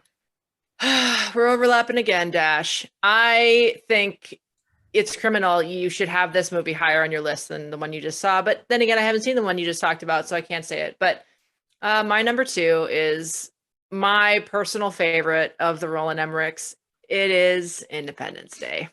I mean, the movie's perfect. It's like the perfect popcorn film, right? You've got your alien disaster. You've got your plucky heroes. You've got Vivica A. Fox, have a relationship with Will Smith, her going through, experiencing the disaster, the party that happens at the top of the building, and everyone's welcoming the aliens, like, oh, come down and save us or whatever. They, having this big party to welcome them. And the aliens sure welcome them, don't they? Yeah, no. I mean, Jeff Goldblum. I mean, what else I got to say? Jeff Goldblum it makes everything better that he's in, first off. And his character in this, even though the virus that he somehow uploads to an alien ship from his Macintosh computer, I mean, highly unlikely that he could actually build something that would affect their technology, but whatever, Again, I agree with you. Howie Firestein is very funny. Judd Hirsch is in this. And of course, Randy Quaid being his Randy Quaidness. Oh yeah, Harry Connick Jr.'s in this too. But I mean, the Reverend speech it's just, yeah, victory so dance. good. Yeah. I think more movies need to have Brent Spiner in them Yes. because I Data is a absolutely national wholeheartedly treasure. agree. Yes. Oh, he's so good as the weird, wacky scientist. And then the movie makes me cry in the middle too. So you got everything, right? You got destruction porn, you've got plucky heroes, you've got the triumph of humanity, but you also have this incredibly heartbreaking scene when the president has to, be there with his wife when she passes away, right? That's a very heartbreaking scene. This movie has literally everything in it. And I think and the first time I saw it in the theaters, again, I'm old, Jared. So when I saw it in the theaters, what was really funny is that, the cool effect of the ship coming over, kind of coming through the clouds. When we all walked out of the theaters, it was bright daylight because it was like July, right? When it first came out on Independence Day. When we came out of the theaters, there was a storm like that looked like that rolling over. And as we walked out, we're like, oh my God, what is going on? Right. And then, okay, it's a thunderstorm. There's no aliens, right? There's no aliens. But it was really freaked us out because it looked just like the ship coming out of the cloud like that. So that was my experience watching Independence Day. I've watched that movie so many times since. It's so good. God, it's such a good movie. Yep. So there's my number 2. So we're going to go to you, Jared. What's your number 2? Oh, I forgot. You forgot. Hold on. I've mesmerized you with my. Well, you guys talk the way you guys talk about movies is just so amazing. You throw out these names and I'm like, I know Data, I know this, I know that, but like placing them in the movies for me is like I have to like visualize it, and you're like, oh, it's Tobey Maguire, blah blah blah blah, and I'm just like, and then I see Tobey Maguire as like what I envision him as in that movie that I know him from, so like it's just it's amazing how you guys remember download and like meh, and it's astonishing. I remember really good actors, great actors, and it's one. I mean, Philip Seymour Hoffman, who's on my list twice so far. He's one of those people that you forget where you are. You forget that you're sitting on the couch, or you forget that you're in the movie theater, because he does such a great job of delivering lines to the person who he's talking to, but he makes you somehow feel a part of it, no matter if he's talking to Julianne Moore in Hunger Games or about to kill Tom Cruise in Mission Impossible 3. It doesn't matter. He makes you feel like you're a part of it. And it's the same thing can be said about Tobey Maguire, whether he's playing Spider-Man or he's in Pleasantville. It's something about great actors that I appreciate their love for what they do, and it shines through.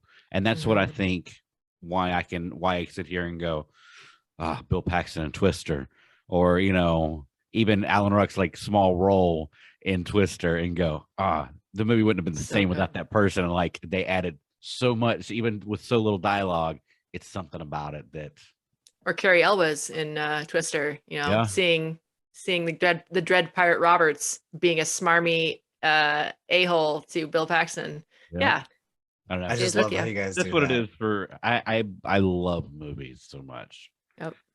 I love movies too, but it doesn't download like that. Not a movie nerd.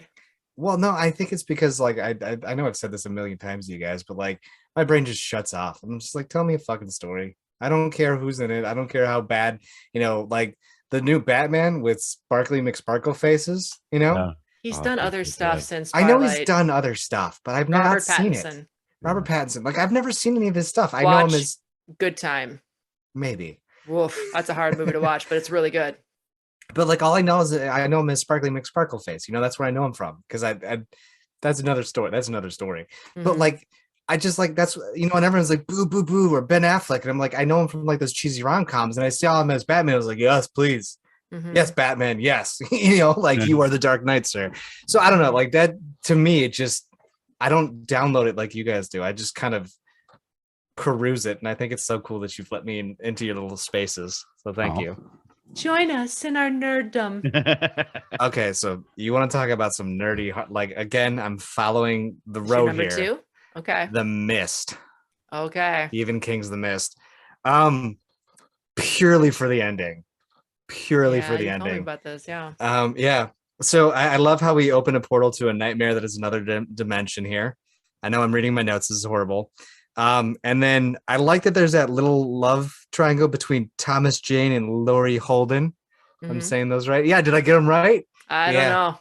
Well, I haven't okay. studied this movie. I don't remember the chick's name, but yeah, Tom. Yeah. Yeah. You're good with Like that. I love how it's there, but they don't just outright come out and say it's there. You know, like because he finds his wife dead, strung up by like a spider creature. You know, like a spider web in there, and it's just kind of hilarious because they're like, "Oh, we're together now. Like it's us."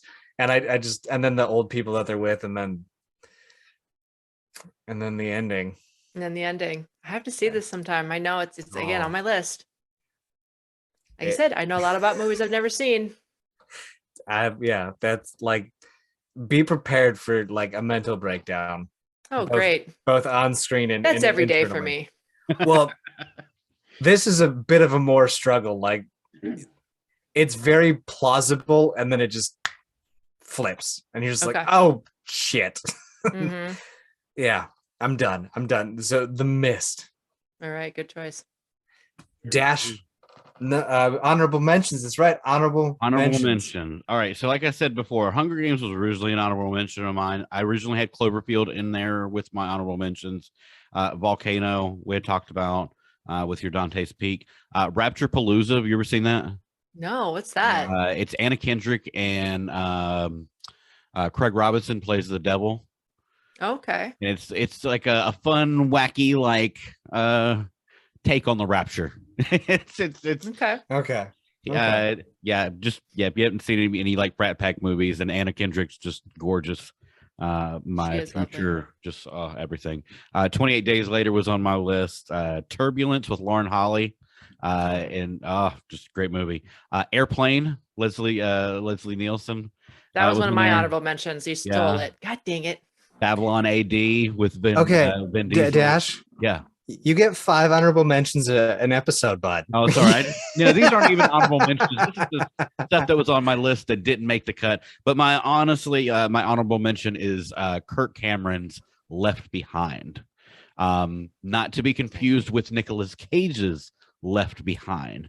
If you saw or if you're a fan of the Left Behind series, it's as real as it can get to the Rapture and everything. The Kirk Cameron version goes way into it, where the Nicolas Cage really only concentrates on the first act of the Rapture and the disappearance and everything like that, and tries to give a Hollywood version of it. And it's still, in my opinion, the lower budget Kirk Cameron version of it does it so much better. That is my honorable mention. But I grew up a big Growing Pains fan, whether you like him or hate him, believe him or not, or whatever. I still look at him and see that's still Eric Sieber for me from Growing Pains. He just has a different outlook on life than he did in the beginning of the show, more on the end. And his depiction as the lead character in Left Behind is just amazing to me. That's mine. Stephanie, what is your honorable mention? Well, Kirk Cameron's version of that has to be better than Nicolas Cage because he's more Christian. Right. I mean, he's just, it's a bad joke. Sorry, all the Christian fans out there. So I'm going to pull a dash. I have a few I want to mention. We got to make sure for movie history buffs out there, we got to mention some of the classics in the disaster genre. We got to remember The Towering Inferno, which is a big one from 1973 or 4, somewhere in there, 6, somewhere in there, 70s movie. A huge fire on a building, very cool movie. 71 is The Andromeda Strain, which is about aliens, landing in a COVID-19 wiping out a bunch of people. 1974's, what's that? Michael Crichton again. Michael Crichton again. I love Michael Crichton. 74's The Poseidon Adventure, which is about a ship that gets flipped over by a wave that they try to get to the bottom of the ship. Great. Gene Hackman, Ernest Borgnine, a whole bunch of who's who of that 70s time. I did have Airplane on my list that I was going to maybe say, but you took it from me. That's totally fine. So my honorable mention is going to be, I'll just say the line. I'm tired of these motherfucking snakes on this motherfucking plane. It is snakes on a plane. Man, this movie's so ridiculous. It so really is. Bleeding ridiculous. Sam Jackson tells a story about he's like, yeah, sure, I'll do snakes on a plane. And then when he got there, they wanted to rename it like Flight 193 or something like that. He's like, nah, man, I ain't doing no Flight 193. I'm doing motherfucking snakes on a plane. And I appreciate Sharknado. that. Is it before Sharknado? Yeah, it is 2006. Yeah, it is 2006. Yep. Gave sci-fi permission pretty much just to be basically silly. Like people will put up with absolutely ridiculous things like a dude releasing a bunch of snakes on a plane to kill a witness in a trial. I mean, that's how I would go about killing a witness to my trial, releasing a bunch of deadly snakes. Oh my gosh, that movie's so ridiculous. So there's my honorable mention. Jared, what's yours? Mad Max, the one with my Tom Hardy crush. Oh, Fury Road. Yeah, Fury Road. I don't know. It rings like it can be almost any genre you want. You know, it can kind of be a drama. It can kind of be just whatever. It's just the world is in chaos and is trying to rebuild. So good. Oh, World War Z. Yeah, another good movie. Another good movie. I'm sorry, Z for Zachariah. There we go. Oh, Z for totally Zachariah. different movie. Yeah, totally different. Sorry. I read that book though. That was one of the few movies I watched after I read the book. Because I had to read or Z for Zachariah? Z for Zachariah. Oh, okay. I thought the book was a little bit more interesting. Just because you can kind of make up shit on your own as you go. You don't really I don't know. Mm-hmm. But the movie's good. I haven't seen it, so I have to see it. It's another one of those like 10 Cloverfield Lane where it's like three people in a fucking one place. Mm-hmm. But yeah, Z for Zachariah is nice. She pulls a quick one on somebody at the end there and really fucks them like hard.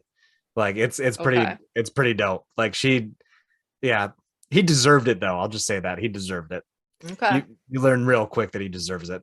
Well, that's good. Most of them do. Dash. My number one. Now we're doing ASMR. Are we doing ASMR now? Not enough can be said about this movie. This is to me the perfect disaster movie. I can watch this movie and find no fault, and I'm not a scientist, so I don't go that route because I don't know shit about it. But any movie that I can stare at Emmy Rossum for an hour and a half, I'm happy. Help any movie that I can watch Jake Gyllenhaal for an hour and a half, I'm there too. And then you give me Dennis Quaid on top of that, I'm great. This is the third appearance of Roland Emmerich. To me, the best masterpiece that he's done, The Day After Tomorrow. Oh my God, I forgot about that movie. Incredible movie. Seen it either. What was his name? Dash Mihawk is in it. It's so good. It's about global warming, right? Yes.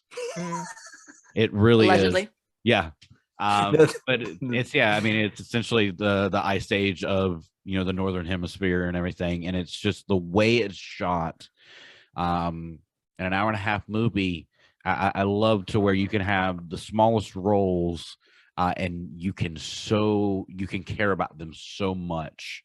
Yeah, and essentially, this movie is trying to figure out how to fix everything, but in the end, it's a story of a father trying to get to a son, is what it comes down to. Dennis Quaid plays the father of Jake Gyllenhaal. Celia Ward is the mom, and they're all separated, and it's just a great movie. Day After Tomorrow, number one. Such a good movie. Yep. All right, Stephanie, what is your number one? What did you feel about the South Park episode? Don't watch South Park. Oh, all right. Yeah. Which one is the Day After Tomorrow South Park episode? I think it's like I forget. It was probably some dumb title. There's so many I haven't seen of South Park. So many I have seen. It's just funny because like Randy and like a couple of the dads are like running through town and it's coming, but it's nothing. And they like get all up in their parka gear and they're all like warm and hiking through town. And it's the hypothermia. That's why you feel so hot. And they're just walking in like summertime or something stupid. It's, they make a huge parody off of it. I love that episode. I don't do it justice, but I thought you might have seen it and I just thought it was kind of funny. I have not seen. I think I've seen one episode of South Park. I have seen the movie, but again, only because it's a musical. That would be a good disaster movie. That is a good disaster movie. It's the War of Canada. Yeah. War against Canada against profanity. Yeah. I'm sorry, Stephanie. I had to ask that question now. That's all right. No worries. All right. So we're going to my number one now. So this one isn't, typically seen as a disaster movie, but really it is a disaster movie, and it's a very visceral and practically shot disaster movie. I mentioned it in our Thanksgiving episode. It's one of my most thankful movies, and I personally think it's the best disaster movie because it does this thing I've talked about where they make you care about the characters before they put them into peril. This is 97's Titanic.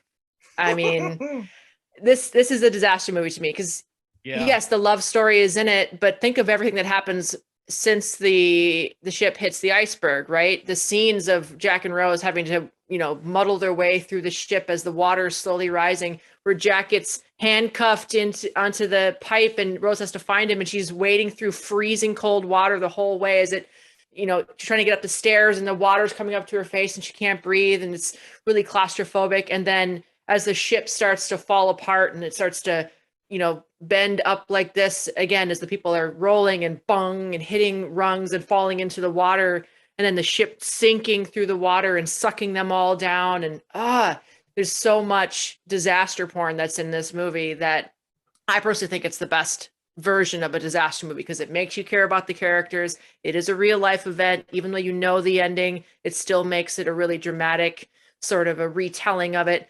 And then, wrapping the love story around it, wrapping this memory of this place, this what Titanic was to these people, the ship of dreams, right? This unsinkable ship, and wrapping that into this big disaster action movie. It's a Best Picture winner. What can you say? It's a brilliant movie. I'm king of the world. I love at the end, Rose is like, and she just lets this multi-million-dollar diamond go. Oh man, I cried so hard every time that scene happens. I cried so hard. I'm like, she loves him forever, and she changed her name to his. Oh my god, that's such a good movie. How would you feel though? How would you feel about having your drawn nudes appear like centuries after? I don't have any drawn nudes, so I don't know how I would feel. I probably would feel. Well, if she's 104 years old, what she says is, I was quite a dish, wasn't I? I think that's the right way to put it. Like, look at me, man. I was hot as shit. I did like Cameron's little, like, yeah, like that's the appropriate reaction. Mm-hmm. Mm-hmm. Oh, God. So there you go. There's my number one, Titanic. All right, Jared, we're going to go to you. What is your number one disaster movie? Greenland. Okay. I haven't seen this yet. It was kind of a B movie that didn't really hit hard.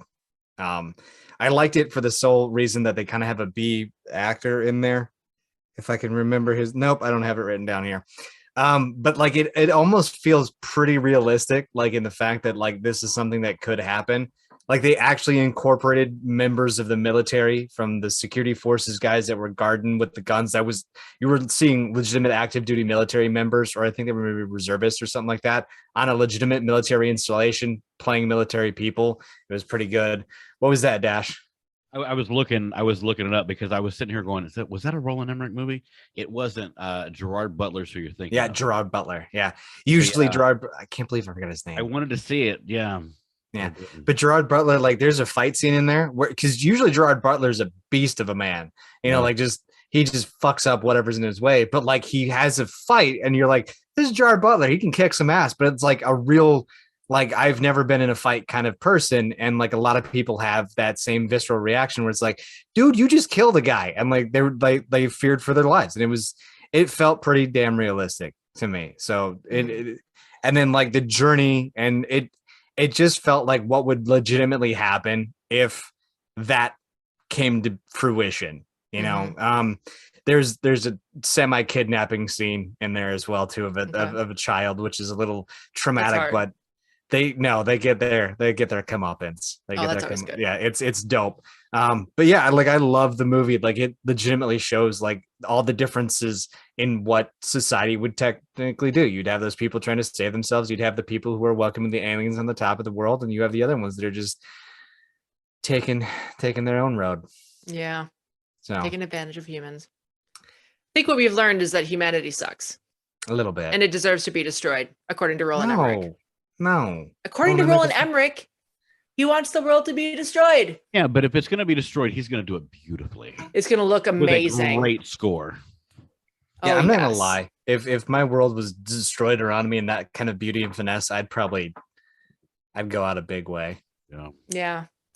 Yeah, if I had to pick a director to direct the end of the world, I guess it would have to be Roland Emmerich. Yeah.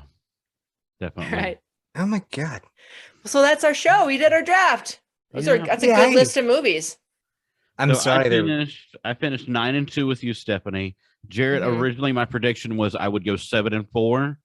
I finished 4-7. So you Okay. got it somewhere. Yeah. All right. I knew the numbers were coming, just not the order.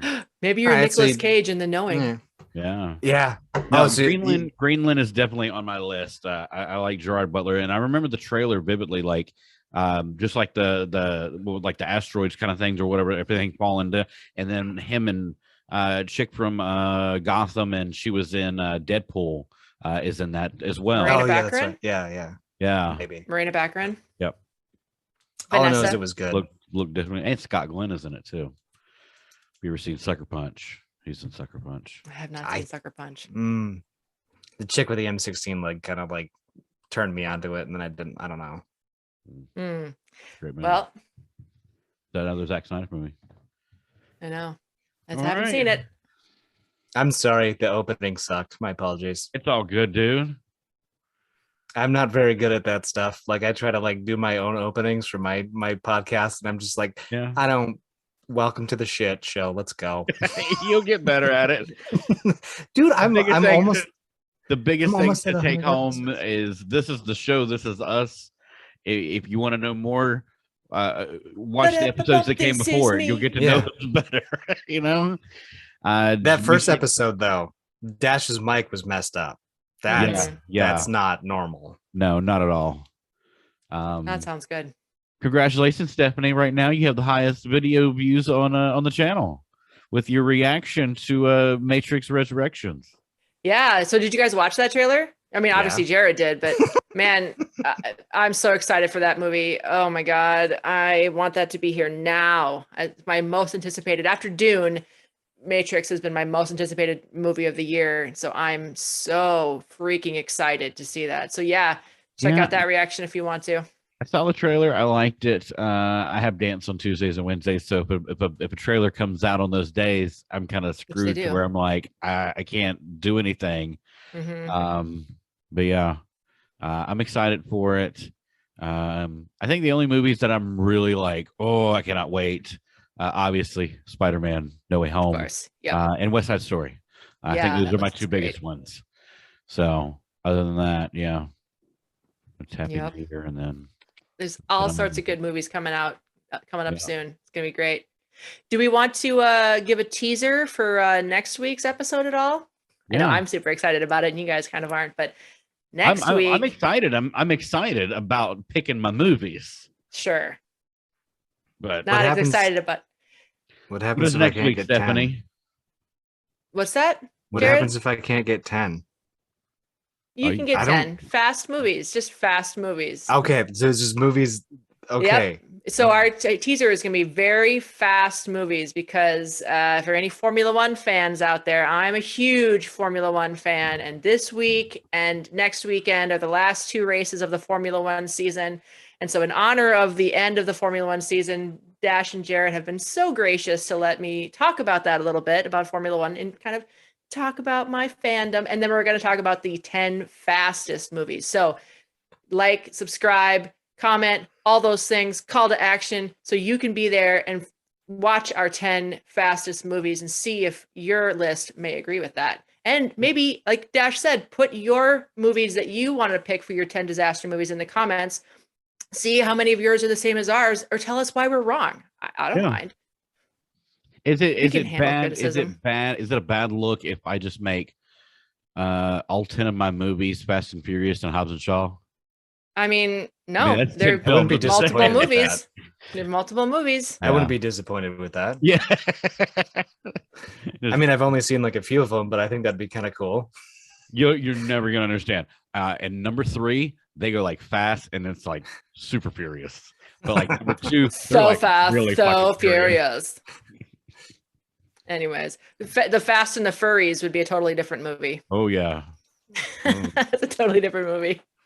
So, how are we going to wrap this episode up? We want to say goodbye to everybody, thank them for watching and all of that. Jared, I can do Welcome. it. No. Yeah, definitely. Absolutely. Thanks for watching. Make sure to comment, like, subscribe.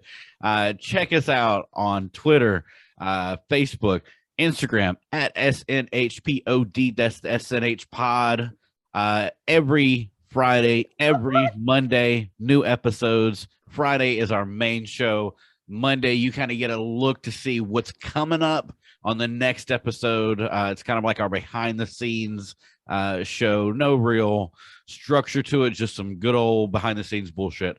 Yeah, check us out on YouTube, Spotify, Apple Podcasts, and Google Podcasts every Friday, every Monday. Check out the reactions. Subscribe to the channel. I'm loving that half of the views are coming from subscribers. I see a lot of people's videos on YouTube, and they'll throw that little, only 7% of my views come from subscribers. It is literally 49 and 51% viewers and subscribers for the channel. I know we don't have a lot right now, but we're a growing channel, and I love every 20 of our subscribers with everything that I have, from the top of my head to my big ass toenails. I love y'all so much. I don't know, whatever. Shut up. Fastest episode, fastest movies next Friday. Let's go home. Alrighty. I've been scrambled eggs. I've been existential crisis. I've been big ass toenails. I'll talk to you later. Peace. Peace.